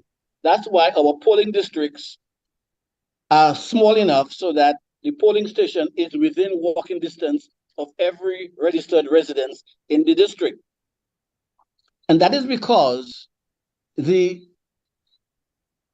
law did not expect to put a cost on the voter to vote. So you can walk to the polling station and go back home. That means that I can give you a ride to it because, and this follows on what the last speaker said, the idea of giving people a ride across districts is not envisioned by the law. And in fact, to illustrate that, in 1970, that whole issue came up, because I think a lot of the Dominicans forget that our election laws were both in position before we got independence. The Elections Act was passed in 1951, and the Registration Act was passed in 1974. We got independence in 1978. In 1970, Mr. Edward Oliver de Blas established what I think was the pattern for all government to follow. He was the premier, and his government was from the Dominican Labour Party. And at that time, most Dominicans, some Dominicans remember that there was a coup planned against him. He fired 3 ministers and he called the elections. He had 3 months to organize a new party, organize a campaign, and make sure that he won, and all doing that with a new party name and a new party symbol, because when he fired his ministers, they did not allow him to use the Labour Party name. They took him to court. He said, okay, you want to hold the name of the Dominican Labour Party? He formed the Labour Party. But he realized that he had to get the vote out if he was going to win, because he no longer had name recognition, because his party was new, the symbol was new. He didn't want to violate the 1951 Act. And that was the first time I even learned about those restrictions on treating and bribery and influence. And Mr. LeBlanc, with wisdom, sought legal advice from the Attorney General, who informed them to take note of what the law requires, of what the law allows. We have these polling stations that are within walking distance, so that the only people who would need transportation are people who are either elderly or disabled. Healthy people wouldn't need transportation to a voting station, so that the question of transporting voters even across constituency lines is frowned upon by the standard that Mr. LeBlanc took in 1970. Mr. LeBlanc definitely, based on the interpretation that his Attorney General gave him in 1970, understood that you only transport people within your district, because their district is within walking distance at the polling station. And so you aren't in any way paying them anything, because the voting process does not require the payment of money. So if we're going to modernize, then we should think about early voting, and then we are talking about organizing, about modernizing. But the matter of bringing people, of paying for people's transportation to come across from one country to the next, that should be made illegal. You can transport an elderly person within their polling station. That is what the law allows, because that's why the law made the polling districts small enough. But if you're going to transport people from one country to the next, you're obviously violating the law and violating the standard that of the father of our nation, Edward Oliver Party, established. Thank you very much. You were short as you promised. I appreciate that, and thank you for your contribution. I believe we have one more person, Ambrose Thomas, who would like to speak, to contribute. Ambrose? Thank you so much for taking my call. I appreciate it. Good evening, Madam Capsec. Good evening, the AG. Good evening, distinguished observers, and good evening to all my Dominican brothers and sisters at home and abroad. I think I just got to remind the two previous callers that the UWP government was the government that started that type of treating. So if you guys want to just blame one particular government, like the incumbent government, for doing that, you're sadly mistaken, because it was the UWP. Everything that they are objecting to is everything that they have already participated in. All right. I want to vehemently oppose the suggestions of the removal of the diaspora's elections from the voters list. But before I go to it, I might just take some privileges. A previous caller mentioned that the US does not allow dual citizenship. That is totally wrong. The US does allow dual citizenship. If you're a natural citizen, you don't have to give up your citizenship from your country of origin. The US immigration law does not prohibit dual nationality. The Supreme Court also ruled that people can have and exercise rights of nationality in two countries. However, your country of origin may or may not allow dual citizenship. And as far as I know, the Commonwealth of Dominica does allow dual citizenship. All right. History is us. What we say and what we do and what we recommend to the observers, that basically is going to be recorded in history for perpetuity. Now, the responses from those who want to disenfranchise those, or people like me who oppose an absentee time from Dominica, is totally cloaked in hypocrisy. And I know that the observers, they've been hearing about this infamous email from senior counsel. And I'm just reminded about that constant recycling of that famous email. I considered senior counsel Astafan a crusader of diasporans' rights, a champion for rights for Dominicans, not just the diasporans or, it's just all about Dominica, all right? And during the consultation in Marigot, and previously, there were several presenters who, basically referenced that email to the point that they said that every child should know that email by heart. At that presentation in Marigot, we heard presentations from the Charles family in particular, that the genesis of the electoral reform, the reason why we're here, was birthed with Mr. Richard Charles. Both Mr. Charles and his son made mention of that in the presentation. And it is in this vein that I would like to endorse an article recently written by Mr. Dr. Jared Jaja, where he so brilliantly summarizes the genesis of this, our present electoral modernization that we're participating in, which is tonight being the final night. All right. So basically, that email from senior counsel basically was not what the UWPP were constantly just reading and not giving you the full context of that email.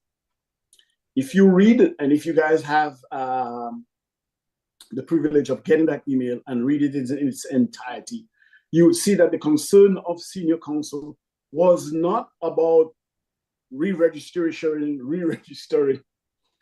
and voters' ID card, but allowing the electors, the commissioners of the electoral office to fall victim of the shenanigans of the UWP. That was his concern. Not about issuing of voters' ID cards and about re-registration. It's that the commissioners should not fall victim to the shenanigans.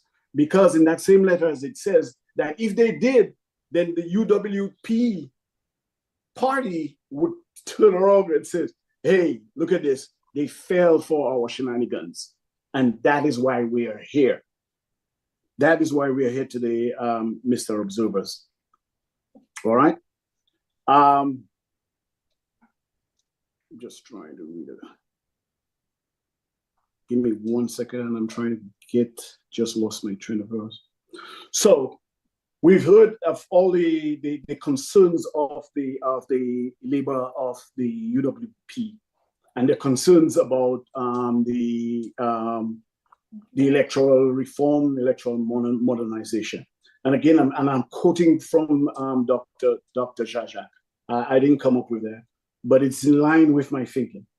He says that when we talk about the concerns, one of the issues they looked at, they said that the Labour Party has too much money. The solution, campaign finance reform. Concern that too many diasporans vote Labour. Solution, establish structure that will ban them from voting. Concern about the composition of the Electoral Commission, which favors Prime Minister Skerrit. Solution, increase the number and diversity. Concern that the Labour Party has an advantage with the media. Solution, unfettered access to all medias and free unfettered access to the state. So all the shenanigans has been trumped up by the UWP as a political strategy. So all through the consultation, you've heard all the different points of view, Madam Observers and Mr. Observers. And I can only ask you guys that in all your deliberation, that you guys just, in all good conscience, just review all the contributions made by concerned citizens like myself and others in the diaspora when you're making your deliberation. And I will end quickly because I know it's time short. But to end, I will say it's ironic that the party that squawks at the diaspora Dominicans coming down to vote have been collecting financial donations and contributions from the diasporas from all over the world. There's no record of how much has been collected over the years or how the monies have been spent towards electoral campaigns. If they push to disenfranchise diasporans from voting, then they should not be allowed to receive funds from the diasporas.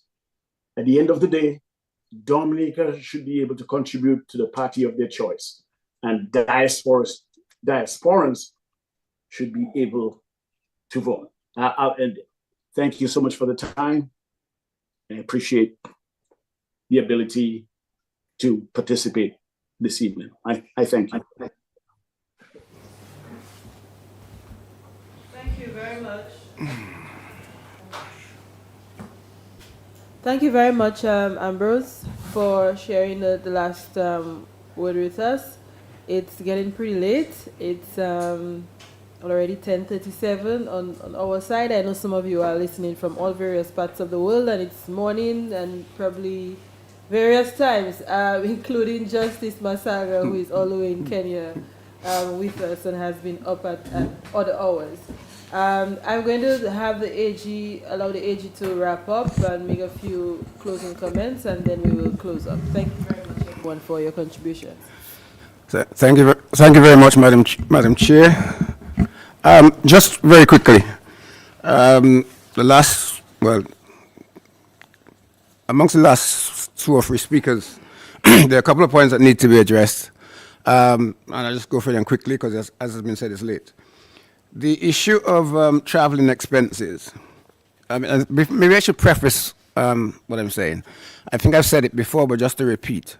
There's a difference between what we would like to be the law or what we think the law should be or what changes we would like to bring in and what the law is. And those who present themselves as experts, whether because of their academic credentials or how many buildings that they teach to, they should actually stick with what the law actually is, because it's an exercise in consultation. And yes, it's true, everybody must be allowed to express their opinion and their view.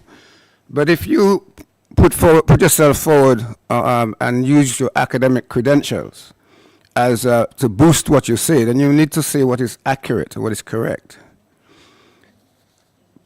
Paragraph 770, which has been mentioned several times during this whole consultation period, the various weeks, of Halsbury's laws of England that was referred to by one of the speakers a moment ago.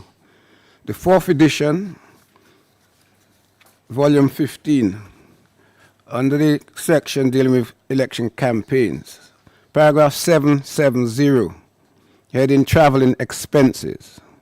It says, and I didn't say it, it's Halsbury saying it, the unconditional, double underline that, payment or promise of payment to a voter of his traveling expenses is not bribery. Is not bribery. But the payment or promise of payment to a voter of his traveling expenses on condition, that's the alternative, express or implied, that he would vote for a particular candidate is bribery. So people keep talking about a definition. The definition is very clear. If you pay traveling expenses for somebody on condition that they vote in a particular manner, then and it's unconditional, then of course that is bribery. So to just simply say you don't like the idea of somebody paying somebody's traveling expenses is not sufficient. And I said so early on, these cases go way back. So I heard the penultimate speaker with his own thesis, which he has not provided any evidence for, claiming that Mr. Libla, the former premier, who is long deceased and unable to speak for himself, that somehow that is justification for issues in respect to traveling. We should not do that.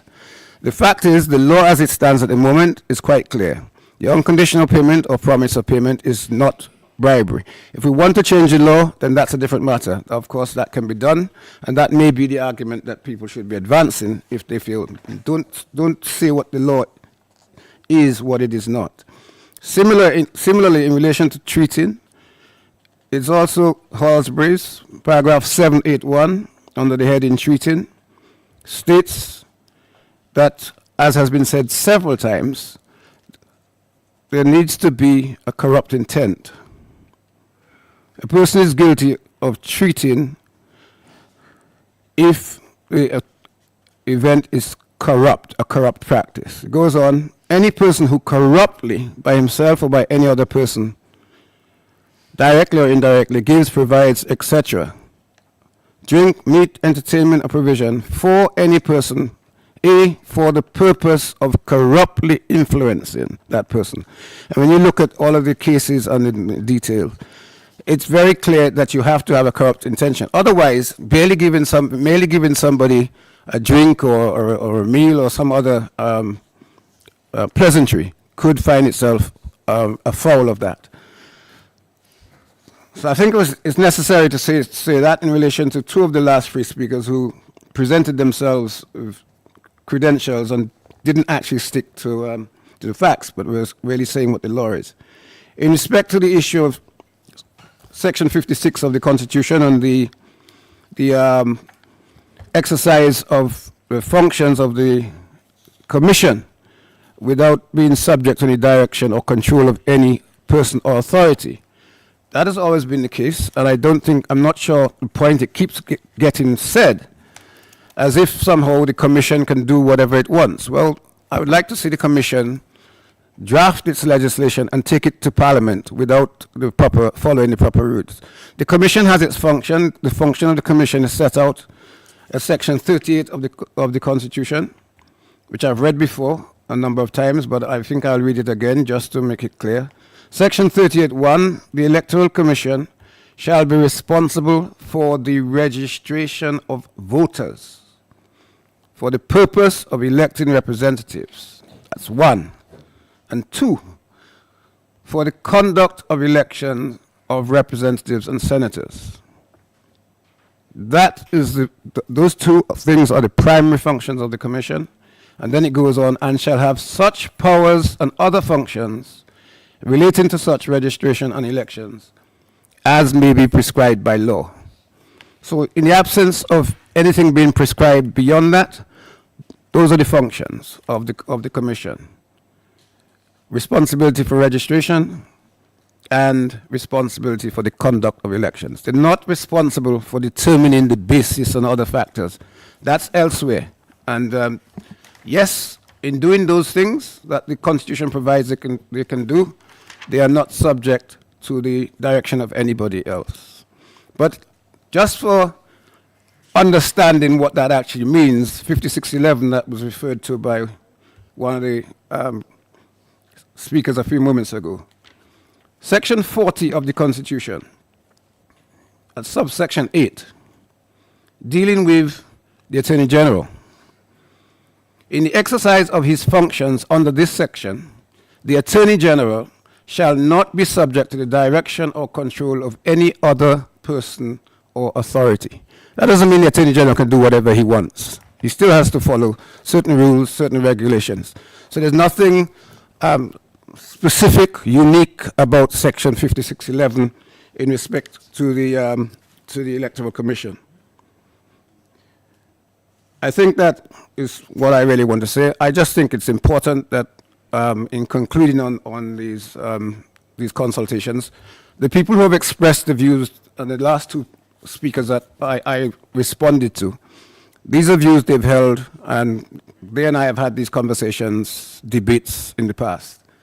I respect everybody's right to have their own views, but I think when it comes to the law, if we're saying what the law is, we must stick to what the law is saying, read it from the law book or the authority you're relying on. Stick to what the law is. If you're giving your opinion on what you think the law is, then you should give it as your opinion. But don't give the law or what you say is the law when that is not actually what is in the authoritative text. So I really think that that is important. I think I would like to take the opportunity of wishing everybody safe travel, those who are traveling, and to thank everybody who has participated. I think the chair will allow me to do that. I have had a long stint. It's been interesting to hear the different views. I think that all of us who are involved in this exercise have a lot to chew on, and I'm sure that we will do the best we can, and hopefully we will succeed in having some modernization or reform as a result of this exercise. Good evening. Thank you very much. Thank you very much, AG, for these closing comments. I would like to take this opportunity to really thank everyone for being here tonight. We thank you for your feedback, your opinions, and your comments. We embarked on this consultative process because the government wanted to hear directly from you, the voters, from you in every walk of life in Dominica, every sector, every sphere, in Dominica and outside of Dominica. And I believe we have achieved this over the last 3 weeks. I have also realized, as I have said before, from the feedback we have been receiving from those who are not here in person, that this consultation has been an opportunity for education of the masses on the electoral process and our current electoral laws in Dominica, in addition to what has been proposed by Sir Dennis Byron. I believe that our populace has been very well engaged in this conversation, and I say it is a conversation that we've been having across the island with all Dominicans. And a number of you have shared your views and shared your opinions with us. We have tried to ensure that we can provide as much time as possible to individuals who would like to contribute. However, the opportunity is still there for those of you who would like to share even more, because I know given the opportunity, some of you could have spent more than 30 minutes discussing with us what your views are. But I would encourage you to send your comments in writing to cabsec@dominica.gov.dm. A few of you have been reaching out to our office already to ask for printed copies of the report, and some of you have also been sending in your comments. I must say that we have taken great care to ensure that all the proceedings of the consultations have been transcribed and recorded, and will further inform the final steps of the process by which we conclude these recommendations on electoral reform. The Honorable Prime Minister has already indicated government's intention in terms of how we'll proceed, and I'm sure at a later date, at the end of these consultations, you will receive a further update on the next steps. We have also tried our best to ensure that everyone, as the AG said, everyone who wanted to share their views had the opportunity to do so in a free and fair manner.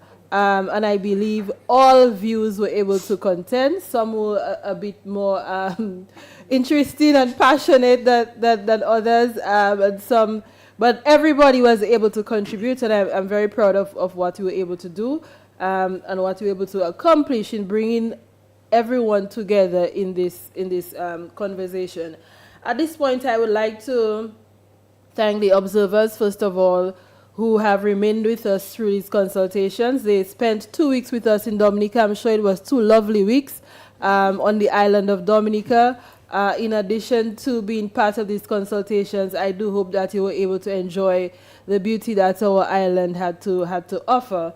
And we do appreciate that you have continued with us over the week since you've left Dominica in a virtual format. But we thank you very much, and we look forward to your comments and your observations on this process that we have gone through, and also on the actual recommendations from Sir Dennis Byron. Since this is the final evening of our consultations, I would like to take this opportunity to thank those of you who have accepted our invitation to join us in person, starting at the State House and at the various community consultations. And it has been a pleasure conversing with you on matters of national importance, and more specifically on this matter of the electoral process. I would like to start with the Attorney General, who just summed up for us, Honorable Levi Peter, who has for the last 3 weeks been here with us every night, making these presentations on the Sir Dennis Byron report, and really educating us as well on various aspects of the electoral process, of our electoral laws, what is proposed and what we currently have on our books.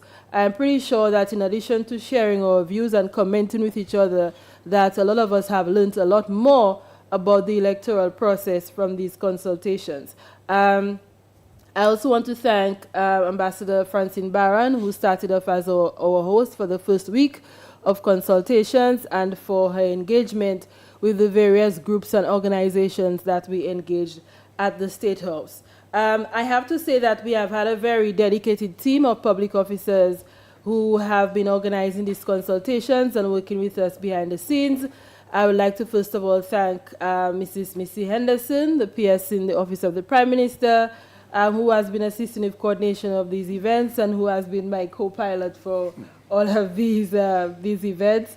And I want to highlight the efforts of the staff of the Office of the Prime Minister and the Cabinet Secretariat, my right and left hands, Ms. Ronna Riley and Ms. Annika Roye, for their expert coordination of all the logistics for the last 3 weeks, and the rest of the support staff, our drivers. I'm going to call names because they've done so much incredible work over this week, and I hope I don't leave out anyone, but O'Neill and Pond and Marina, we do appreciate all of your efforts, the police officers who have been assisting us throughout this time.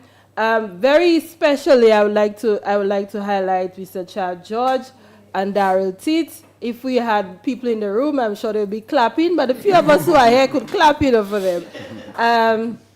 And the rest of the GIS camera crew, Albert Tuse, Ashton Shillingford, Anthony Richards, Nigel Hippolyte, and Ishmael Luis. And they've all been with us all around the country, that we've been moving around on these consultations. And of course, Mrs. Dion Dura, the press secretary, for organizing so efficiently with the media as always. I have been successful in pulling out Mrs. Anna Dyer from her pre-retirement leave. She does not want me to call her name, but we do appreciate her, and you have probably seen her on video transcribing, and she's our very expert stenographer. But I do have to tell you that she was on vacation, and she has been back with us for the last 3 weeks, also driving across the island to capture your views. I know it's been difficult for her at some of the consultations, and she's writing, she's transcribing everything I'm saying now as well. But thank you very much to Mrs. Dyer and to the entire team. There's so many people who have assisted with this. I do want to acknowledge, of course, the leadership of the Honorable Prime Minister, Roosevelt Skerrit, even in getting these consultations going. And, of course, all of the members of Cabinet who have also been with us and followed all of these consultations, attended the consultations in person, as well to listen to you and to hear your views and your opinions on this report. I want to thank as well all of the other officers, all of the public officers who have supported this process, who may have not been here but have been working behind the scenes. I usually don't like to call names because I don't want to leave out people, but I really felt it was important for us to highlight the work because it's quite a mammoth task. As the Prime Minister said last night, you see us here in the evening at 11 o'clock in the night, but we've already had a full shift from morning with our regular duties, and all of us are continuing this in the evening. But it's very important work, very significant, very transformative for what we are trying to do in Dominica. And I think this is a very good model for how we should, proceed with consultations in Dominica. I also want to thank those of you who have been reaching out to us, reminding us to get some rest and to eat and to sleep and all of the things that we need to do to get going. But thank you very much to everyone. Thank you to all